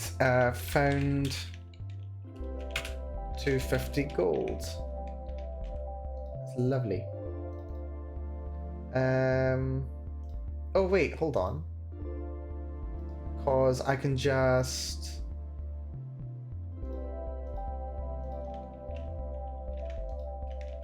cut those out, paste those there, delete that. So change change gold, found gold, insert. There's an option to erase event. So I can just erase the event instead. Much less hassle. And it's got that little icon, lovely. Right, we'll run this. So, for testing purposes, we walk up here, we find the necklace. Which turned into a king. Fascinating. And then disappeared. Well, now I believe I've seen everything. How did that happen? How did that happen? Game's haunted. Game's haunted. Yeah, I think so. I think so. Direction fix. Right, that'll stop it from turning. That'll sort the problem. Right, that's fine. Direction fix stops it from turning. So we walk up to it. Found 250 gold. It disappears. Lovely. We go to this guy. Everything's for sale, my friend. If I had a sister, I'd sell... Okay, apparently the new line thing is not working very well. I'd tell her in a second. And we can buy perfume. We'll have one. Lovely. And exit. Then we go to him. Cheap perfume, only 50 gold. Yes. Pleasure doing business. I remember we never had this meeting. We go away. We come back. Ha! He didn't update. He was supposed to update. Oh, it's because I never set the conditional branch to on, so that's fine. So that's right here. Control self switch A to on. Lovely. That should work now. Should do. So yeah, we grab this, talk to you, cheap perfume, back for more perfume, 50 gold, same as before. Brilliant. Brilliant, brilliant, brilliant. Okay, that works really, really well, and I think that works out fairly well. for timing. So yeah, thank you so much everyone for coming along today.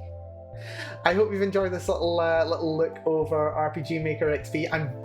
I don't think you know how glad I am that I took the time to actually do this, because this has actually been very fun, very interesting. It's been stimulating my brain in a way that has not been stimulated in probably far too long. So yeah, no, I'm very happy. So yeah, we've managed to do a lot actually. We've managed to do something of a crafting system. We've been able to figure out random encounters. We've been able to figure out being able to grant new skills. We've figured out variables and played around with those. We figured out, yeah, well, locations, they're fairly easy enough. We did ground damage, we did enemy movements, we did shops and shopping, and even getting around the game being funny about prices. So yeah, I'm very happy about that.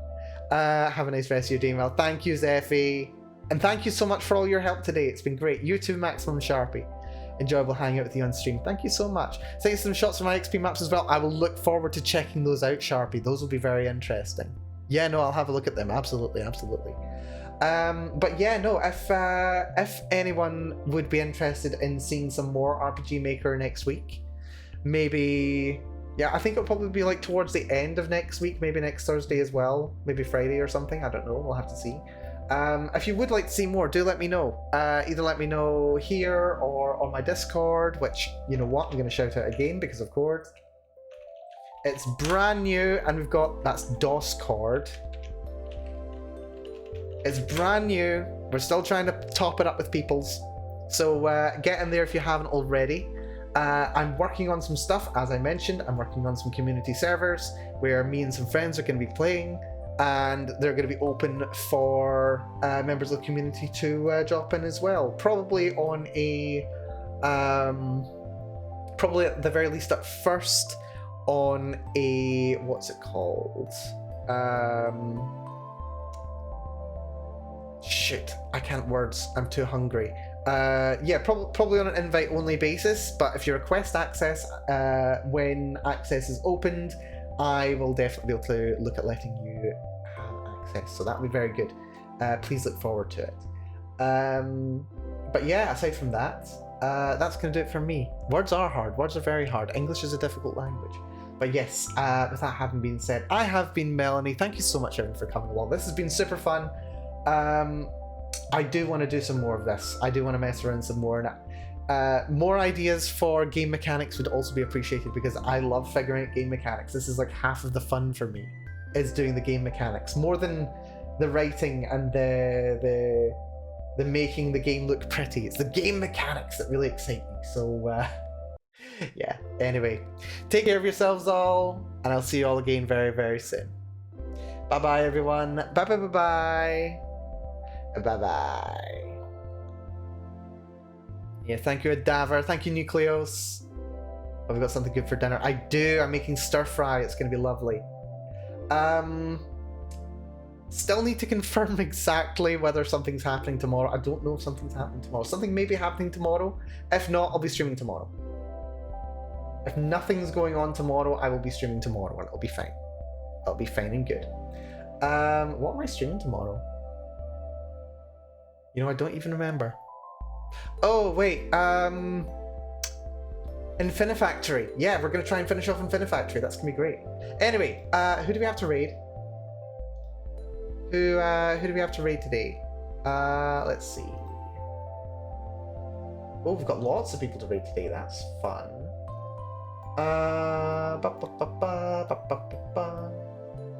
Let's raid...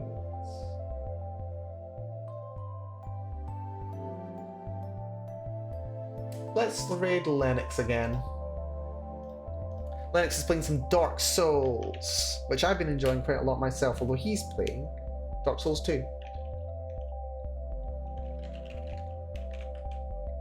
Which is very fun. Let's see.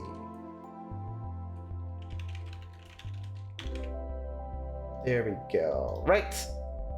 Looks like he's just starting as well. Very well timed. Anyway, take it easy all. Be good to yourselves. Matane.